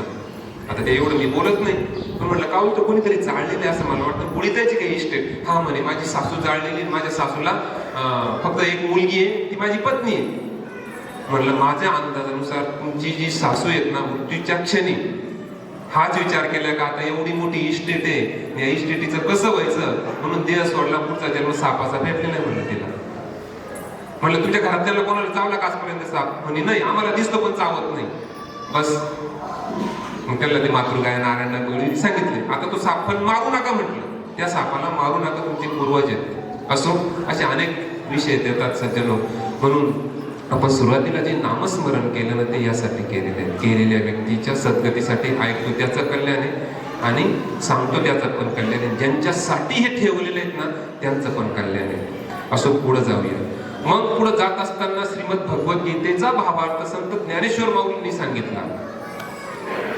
5000 वर्षापूर्वी ज्ञानेश्वर माऊलींनी बघितलं, उत्तर भारतात ज्यावेळेस नामदेव महाराजांबरोबर त्यांनी तीर्थयात्रा केली, तर काशी विश्वेश्वराचं मंदिर तोडलेलं आहे. काशी विश्वेश्वराचा जो शिवलिंग आहे ते रत्नगिरीमध्ये लुटून दिलेलं आहे. असंख्य मंदिरं तोडलेले आहेत, कत्तली झालेल्या आहेत. ज्ञानेश्वर माऊली ते भावंड आले, टोळधाड येऊ राहिली यवनांची, जागे व्हा, एकत्र व्हा, नाही ऐकू राहिले राजा लोक. त्यावेळेस ज्ञानेश्वर माऊलींनी सांगितलं, ह्या दिशाहीन झालेल्या आणि मोहग्रसित झालेल्या समाजाला जशी 5000 वर्षापूर्वी अर्जुनाला, मोहग्रसित अर्जुनाला जशी भगवद्गीता सांगितली, तीच भगवद्गीता ज्ञान हातामध्ये घे, तिचा भावार्थ सांग. आपल्याच जवळ नगर जिल्ह्यात मधला नेवासे या ठिकाणी ही भावार्थ दीपिका ज्ञानेश्वर महाराजांनी भगवद्गीतेचा भावार्थ सांगितला. ती ज्ञानेश्वरी सच्चिदानंद स्वामींनी लिहिली. ती आज तुमच्या आमच्या घरामध्ये तिचा भावार्थ, आपल्याला संस्कृत कळत नाही म्हणून त्याचा भावार्थ ज्ञानेश्वर माऊलींनी सांगितलेला आहे. भगवद्गीता सर्व शास्त्रमय गीता, 4 वेद, 6 शास्त्र, 18 पुराण, मी तर म्हणेल जगातले सर्वच धर्मग्रंथ, 108 उपनिषद, श्रुती, स्मृती, या सर्वांचा सारांश म्हणजे श्रीमद भगवद्गीता. सांगणारे कोण आहे? साक्षात भगवान कृष्ण आहेत. भगवान कृष्ण म्हणजे कोण? वेदांनाही नाही कळला अंतपार ज्याचा, कानडा राजा पंढरीचा, त्या भगवंताचं वर्णन आजपर्यंत कोणीही करू शकलेलं नाही. अनंत शीर्षे अनंत चक्षु अनंत पदधारी, चराचरा ते व्यापुनी उरला दशांगुले श्रीहरी. महापुरुष हा त्रिकाल भरता देवांचा देव, अजन्मा परी सोडून धावे रक्षणार्थ ठाव. दृश्य जगत हे महिमायाचा एकच पद मात्र, अदृश्यातही नांदते त्रिपदे याची सत्पात्र. त्रिकाल आत्मा विभू निरंजन अनंतात डोले, एकची ज्योती उत्पत्ती लय खंडहीन खेळे. चेतन नोहे अचेतनाही जागवणी उरला, अविद्येत जे रमले त्यांना भासुनी ना दिसला. इकडं थांबतो मी. चेतन नोहे अचेतनाही जागवणी उरला, म्हणजे हे लता वेली, पशु पक्षी, मनुष्य, जेवढे काही जीव आहेत का त्यांच्यामध्ये तर आहे चेतन नोहे अचेतनाही. दगडामध्ये तोच आहे. तुम्ही आणि मी, आपल्या मध्ये अंतर आहे, पण माझा आवाज तुमच्यापर्यंत पोहोचतो याचा अर्थ पोहोचवणारा कोणीतरी आहे. तुझं सगुण म्हणू की निर्गुण रे, सगुण निर्गुण एकू गोविंदू रे. चेतन नोहे अचेतनाही जागवणी उरला, अविद्येत जे रमले त्यांना भासुनी ना दिसला. ते म्हणते पुढे देवाने काय केलं तरी माझ्यासाठी. सूर्य उगवतो मावळतो, हा उगवणारा कोणी मावळणारा कोणी आहे की नाही? हवा हाही पण दिसत नाही, कोरोना होतं पण दिसला का? पण घेतले नाही अनेकांचे पण बरोबर आहे. आपण रात्री झोपतो पुन्हा सकाळी उठतो, मग हा झोपवणारा कोण आहे? मी गरीब आहे का श्रीमंत आहे का, कॉटवर झोपले का कॉटच्या खाली, गादीवर झोपलेले का सोन्याच्या पलंगावर झोपलेले माहित नाही. मग हा झोपवणारा कोण आहे? झोपेतून आपण उठलोच नाही, मग हा उठवणारा कोण आहे? उठलोच नाही तर कळवण्यास अत्यंत वाईट वाटते की मेसेज लगेच होतो. रात्री झोपले पण जागेच झाले नाही, अटॅक आला झोपले. हा उठवणारा कोण आहे? हा उठवणारा कोणीतरी तर आहे ना, आपोआप कसं काय करेल? मी म्हणलो हे व्यासपीठ हा माईक आपोआप आला, कोणी विश्वास ठेवील का? हलावणारा कोणी असेल तर हे हलतं ना. मग ही पृथ्वी स्वतःभोवती फिरते, नुसते फिरत नाही, 1,86,000 परिसेकंद गतीने फिरते, स्वतःभोवती फिरते, सूर्याभोवती पण फिरू राहिली. मग हा फिरवणारा कोण आहे? कोणीतरी आहे ना. आई सांग ना सांग कोण तो, नकळत मजला कोण निजवितो, मेघ होऊनी कोण बरसतो. भगवंत सांगताय सर्वस्य चाहम हृदि सन्निविष्टो, मी प्रत्येकाच्या हृदयामध्ये, प्रत्येकाच्या हृदयामध्ये बस सांगून ठेवलेलं. तर ती गीता वाचेल कोण? 700 श्लोक आहे, 1.5 तासात वाचून होतात, 1.5 तासात वाचून होतात. जीवनाचं शाश्वत असं ज्ञान त्या भगवद्गीतेमध्ये दिलेले आहेत. आणि स्वतः एकमेव धर्मग्रंथ श्रीमद भगवद्गीता असा का स्वतः भगवान कृष्णांनी सांगितलेला आहे. इतर सर्व धर्मग्रंथ कोणीतरी प्रेषितांनी संत ऋषी मुनींनी लिहिलेले किंवा सांगितलेले आहेत. सर्व शास्त्रमयी गीता आहे. अर्जुन म्हणे ना मी यांना मारू कसं? भगवंत रागावले. अशोच्यान अशोच्यस्तम प्रज्ञावादस्य भाषसे गतासून गतासूनचे नानु शोचंती पंडिता. रागावून बोलले अर्जुना तुला पांडित्यपूर्ण भाषण करताना तुला लाज कशी वाटत नाही? मग अर्जुन शरण गेला. कार्पण्य दोषोपहत स्वभावा पृच्छामि त्वां धर्म सम्मूढ चेता यस्य यशां निमित्तं ब्रूहितन्मे शिष्यस्त्यहं चारिमां त्वं प्रपन्नम्. भगवंता मी तुम्हाला शरण आलेलो आहे, मला सांगा काय करावं आणि काय करू नये. मग भगवान कृष्णाने गीता सांगायला सुरुवात केली. गीता सांगितल्यानंतर, गीता सांगायच्या अगोदर ज्ञानेश्वर माऊली काय सांगतात? बाबांनो गीता जर ऐकायचं असेल ना, अर्जुनाच्या पंक्तीला येऊन बसा. एक अर्जुनाची विशेषू. मला इथं भगवंताची स्तुती करण्याच्या ऐवजी अगोदर अर्जुनाची स्तुती करूशी वाटते, कारण त्या अर्जुनाच्या निमित्ताने भगवंताने अख्ख्या जगाचं पारणं फेडलं. जसं गाय वासराला जन्म देते, जन्म दिल्यानंतर गाय कुणाला दूध देते? वासराला दूध देते. पण घरातल्यांचं भूक भागते का नाही? घरातल्यांचं पण दुधाने पोट भरतं का नाही? तसं अर्जुनाच्या निमित्ताने भगवंताने अख्ख्या जगाचं पारणं फेडलेलं आहे. आणि मग अर्जुनाचा प्रश्न, भगवंताचं उत्तर. आणि शेवटच्या अध्यायामध्ये अर्जुन काय म्हणतो? नष्टमो स्मृती लब्धा तत्प्रसादान्मयच्युता स्थितोस्मि गत संदेह करिष्ये वचनं तव. भगवंता तू जे सांगेल ना ते करायला तयार. नुसतं युद्ध करील नाही म्हणत ना, तू जे सांगाल ना ते करायला तयार आहे. ज्यावेळेस या भारतावरती मोठे मोठे संकट आले त्यावेळेस या महापुरुषांनी भगवद्गीताच हातामध्ये घेतलेली आहे. 8वं शतक आद्य शंकराचार्य गीता हातात घेतली. कन्याकुमारी ते इराण इराक पर्यंत आमचं राष्ट्र होतं, जाग केलं पुन्हा. वयाच्या 32व्या वर्षी त्यांनी समाधी घेतली बद्री केदार. पुन्हा 12व्या शतकामध्ये पुन्हा दिशाहीन जग झालं, धर्मापासून विन्मुख झाले लोक, राजे महाराज आणि सामान्य लोक. पुन्हा आमचे ज्ञानेश्वर माऊली आले, हीच भगवद्गीता हातामध्ये घेतली, तिचा भावार्थ सांगितला. आणि पुढच्या 3 वर्षामध्ये पुन्हा जनसामान्यांपर्यंत ज्ञानेश्वरीच्या माध्यमातून भगवद्गीतेचं महान असं तत्वज्ञान पोहोचवलं. कोण आहे आमचे ज्ञानेश्वर माऊली? आता चालले आमच्या वाऱ्या पंढरपूरला, बरोबर आहे. निवृत्ती ज्ञानदेव सोपान मुक्ताई, जय जय विठ्ठल रखुमाई. आम्हाला आमच्या खापर पंजोबाचं नाव माहित नाही, काही काही नातवांना आजोबाचं नाव माहित नाही, अशी पोरं पाहिले मी, आजोबाचं नाव सुद्धा माहित नाही. पण ज्ञानेश्वर महाराज की, छत्रपती शिवाजी महाराज की जय म्हणायला कोणाला सांगावं लागत नाही. त्यांच्याकडे कोणती प्रॉपर्टी होती हो? भूमीवरी पडावे, ताऱ्यांकडे पहावे, प्रभु नाम नित्य गावे, ह्या झोपडीत माझ्या पारे आणि तिजोऱ्या, त्यातून होती चोऱ्या, ताराला नाही दोऱ्या, ह्या झोपडीत माझ्या. येता तरी सुखे या, जाता तरी सुखे जा, येता तरी सुखे या, जाता तरी सुखे जा, कोणावरी न बोजा ह्या झोपडीत माझ्या. राजा सजी सौख्य महाली, राजा सजी सौख्य महाली, ती सर्व ही मला मिळाली ह्या झोपडीत माझ्या. माणूस बंगल्यात राहतो, झोपडीत राहतो का पत्र्याच्या घरात राहतो हे महत्वाचं नाहीये, घरामध्ये प्रेम देणारे माणसं किती आहे हे महत्वाचं आहे. काही काही घरांचं स्मशान घाट झालं, बाप घरात आला पोरगा बाहेर, पोरगा झाला बाप बाहेर, कोणीच कोणाशी बोलत नाही, दोघांची भेट झाली तर ढाबे पडून राहिले. मांडण्यावर सुख आहे असो.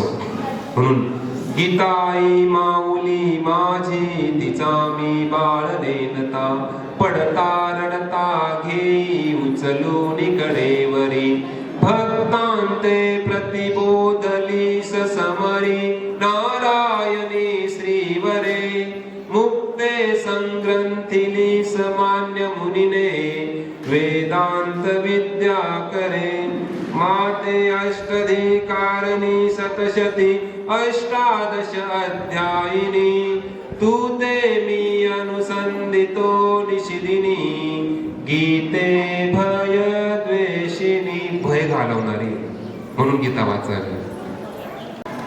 700 श्लोक आहे फक्त 18 अध्याय आहे, 700 श्लोक आहे. ऐका माझं, वाचा. आमच्याकडं वर्तमानपत्र 4-4 वर्तमानपत्र, दिवसभर मोबाईल टीव्ही, याला मेसेज कर त्याला मेसेज कर, आणि ते देवाचा मेसेज कधी येईल तो वाचला का? दिलेले त्याने मेसेज दिलेले की त्याच्या माध्यमातून मला जर प्राप्त करायचं जर असेल, या दुःखातून जर मुक्त जर व्हायचं असेल तर काय कर, हे कर. पण ते गीता वाचायलाच तयार नाही, गीता पाहायला तयार नाही. बऱ्याच हिंदूंच्या घरामध्ये गीताच नाही, काहींच्या घरामध्ये आहे त्याने लाल कापडात गुंडळून ठेवले, फक्त फुल वाचत. कसं जीवनाचा खरा अर्थ या गीतेमध्ये. गीता गीता वाचे जे म्हणती, तया पुनरावृत्ती नाही नरा. नुसता गीता शब्द वाचेने जरी म्हटला तरी महाराज सांगतात तया पुनरावृत्ती नाही नरा. असो, अनेक जन्म झालेले, मृत्यू पण होतात असतात. ज्या मार्गाने ही माता गेली त्या मार्गाने तुम्हाला आम्हाला सर्वांनाच जायचंय. पण माझा प्रश्न आहे, जाता जाता आपण 4 दिवसाच्या 8 दिवसाच्या प्रवासाला जातो बघा, कधी कधी 15 दिवसाच्या तीर्थयात्रेला जातो. अगोदर 3 ते 4 महिने अगोदर तयारी असते की नसते आपली, मला सांगा बरं. गाडी बुक करायची, कुठं कोणत्या हॉटेलवर थांबायचं, आज जायच्या अगोदर मग याला भेट त्याला भेट, बरोबर आहे की नाही. ATM घे, पेटीएम घे, बिस्लरी घे, कपडे भर. 15 दिवसाच्या प्रवासाला जर 4 महिने अगोदर लागतो तर मृत्यूनंतरचा जो अनंत काळाचा प्रवास आहे त्याची आपली काय तयारी आहे? प्रत्येकाने स्वतःला प्रश्न विचारा, माझी काही तयारी आहे का?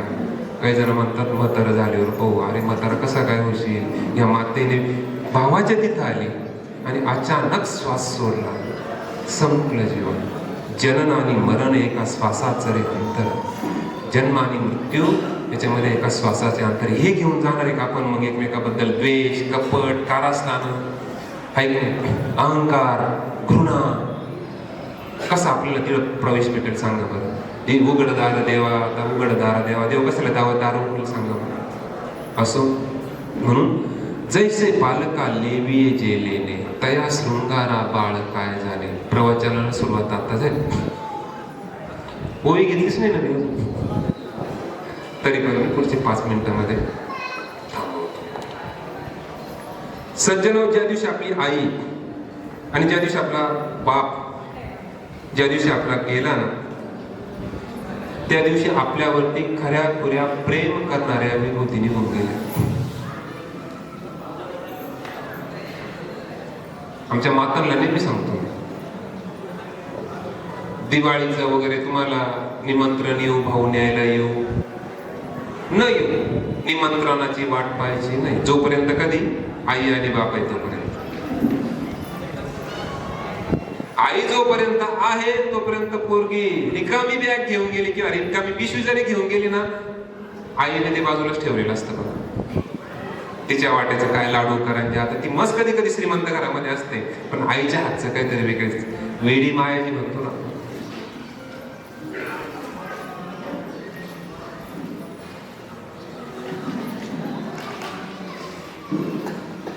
ज्या दिवशी आई, आपण आईचं प्रेम कधी कळतं माहिती का? आई झाल्याशिवाय आईचं प्रेम नाही कळत, बाप झाल्याशिवाय बापाचं प्रेम नाही कळत.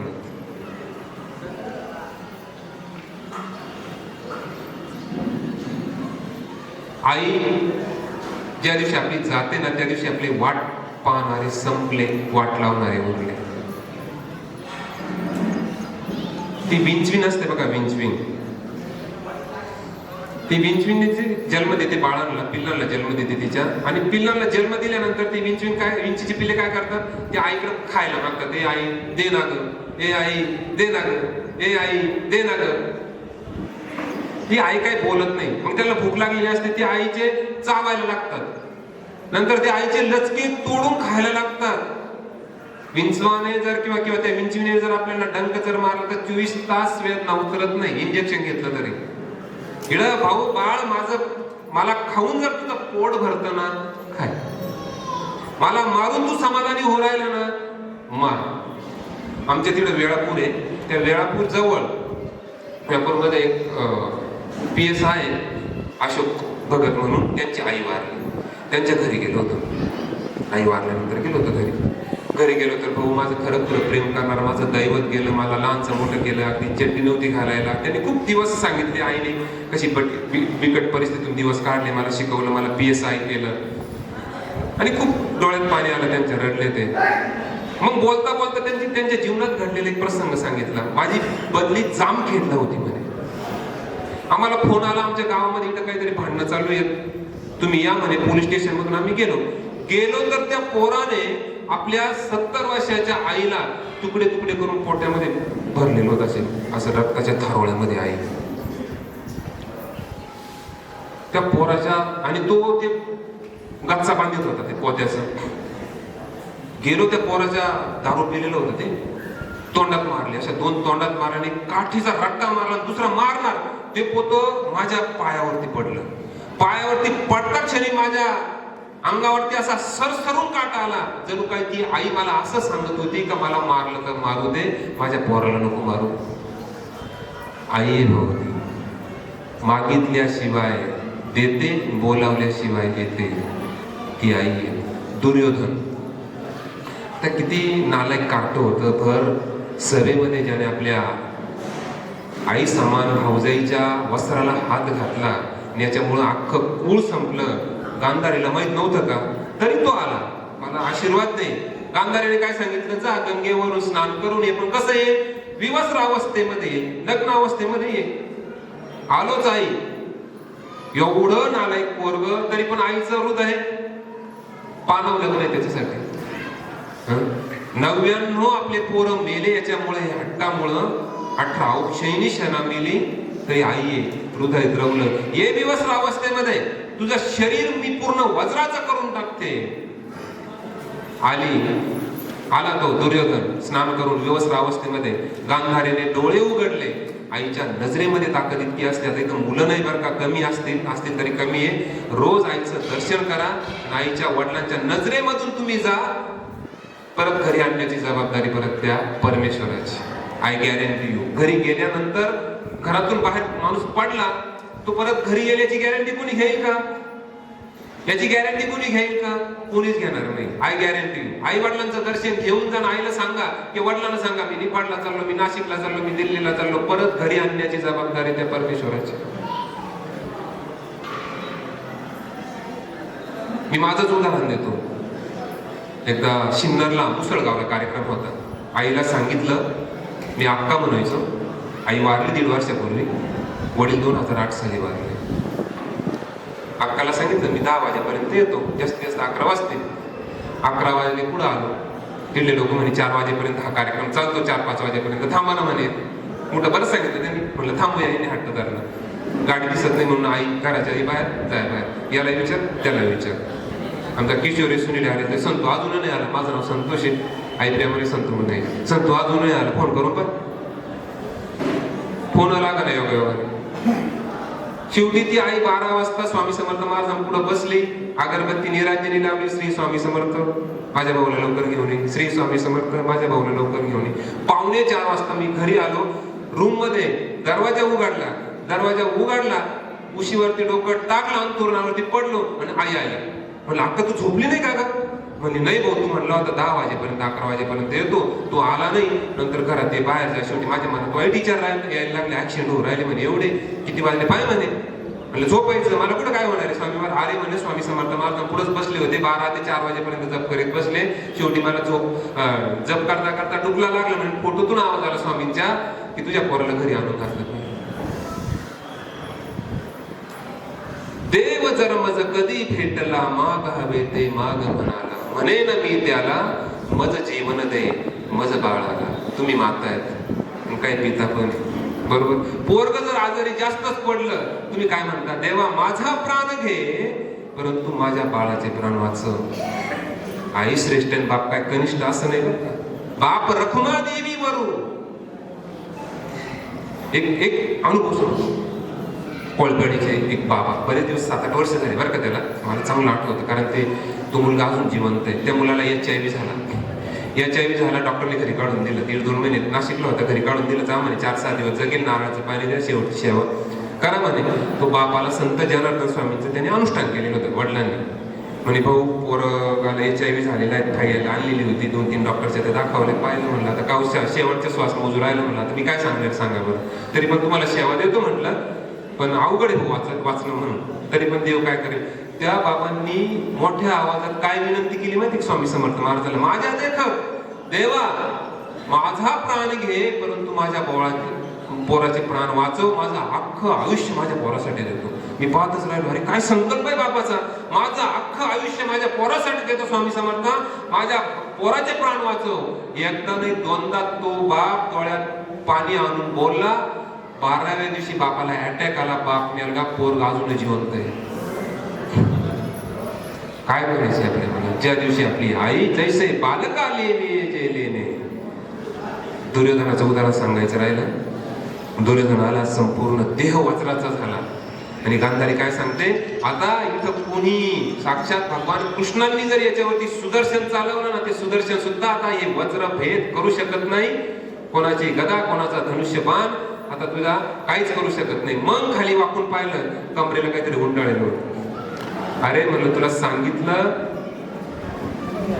विवस्त्र अवस्थेमध्ये ये, तू तर कमरेला गुंडाळून आला. म्हणे आई आता मी मोठा झालो.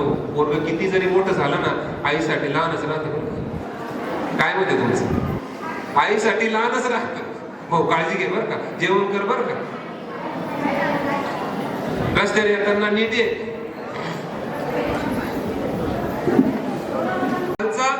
हा कच्चा राहील म्हणे तुझा. कोणाचं ऐकलं म्हणे, मध्ये कृष्ण भेटला होता म्हणे. आधी ऐकलं मामाचं आणि आता ऐकलं कृष्णाचं. मांडले खालचा भाग सांभाळ म्हणे जा. आणि पुढं महाभारताचं युद्ध झालं. भीम दादाने गदा पुढं मारली. सांगायची काही गरज नाही. भगवान प्रभू रामचंद्र वनवासाला आले.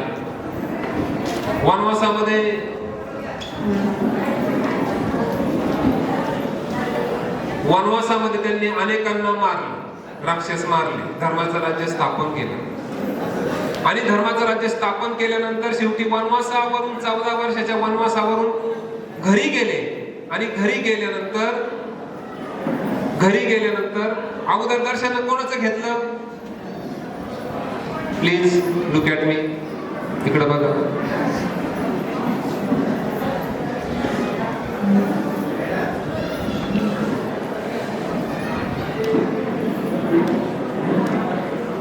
अगोदर दर्शन कोणाचं घेतलं, कैकेयीचं घेतलं. लक्ष्मण या रागावले, दादा हिच्यामुळे आपल्याला वनवास भोगावा लागला आणि तू तिचं दर्शन घेतो म्हणे. परी राम राय माय म्हणतो तुला. ते कैकेयीने बघितलं, कौशल्याचं दर्शन घेण्याच्या अगोदर माझं दर्शन घेऊन राहिला हा राम. म्हणे रामा एवढं प्रेम करतो म्हणे माझ्यावरती. म्हणे हो आहे करतो म्हणे, करतो. म्हणे मागू का म्हणे, एक मागू का म्हणे, हो माग. म्हणे बघ दे आई, माग तर खरं. रघुकुल रीत चली आई, प्राण जाई परत वचन न जाई. आई माग तर खरं.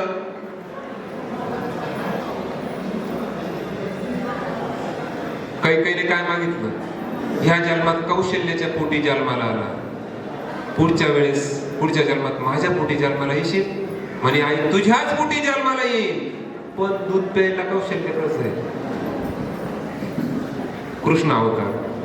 मग त्या कंसाला मारलं कृष्ण अवतारामध्ये. आणि मग विचारलं देवकीने, तू साक्षात परमेश्वरी म्हणे, 14 वर्ष कशाला लावले म्हणे? म्हणजे मागच्या जन्मात तुम्हाला 14 वर्ष पाठवलं होतं वनवासात. Universal law of action and reaction भोगायचं आहे. असं एक शेवटचं उदाहरण देतो आईचं.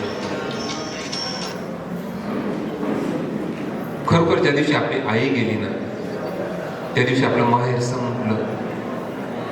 भाऊ 200ची नाही 2000ची साडी घेईल, 5000ची घेईल, पण त्याच्यामध्ये प्रेम नसणार आहे. आली का ग माझी आई, आली का ग माझी बाई, आता चांगला 8 वाजेपर्यंत झोप बरं का. सासरून तुम्ही गेल्यानंतर सगळ्यात जास्त कोणाच्या गप्पा मारतात मला सांगा?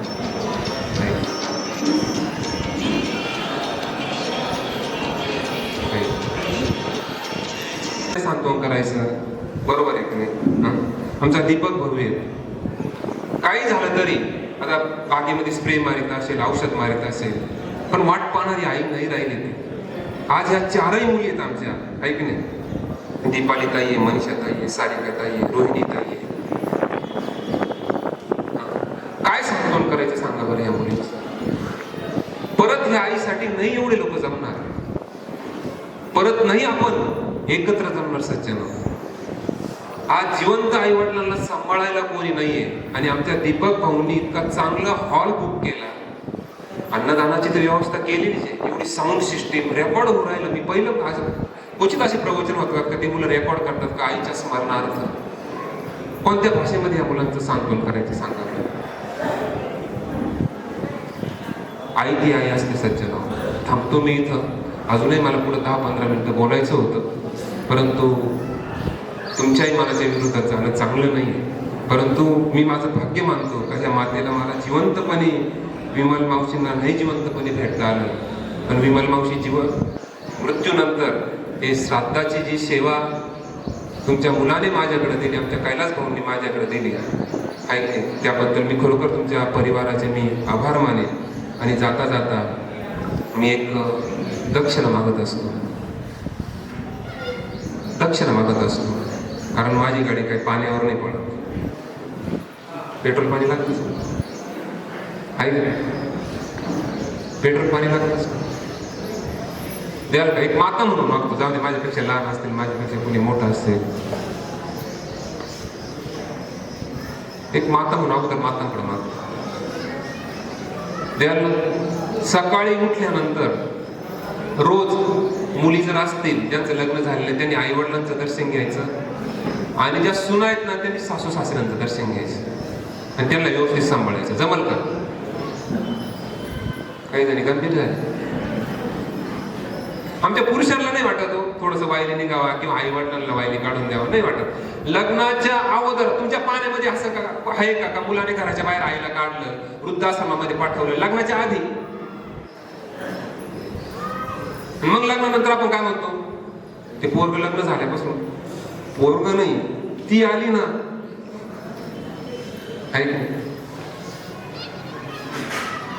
तुमची आई जर माझ्यामध्ये राहत असेल तर मी सांभाळणार नाही, तुमचा बाप माझ्यामध्ये राहत असेल तर मी सांभाळणार नाही. ज्यांच्यासाठी केलं त्यांनाच आज आपण जड झालेलो असो.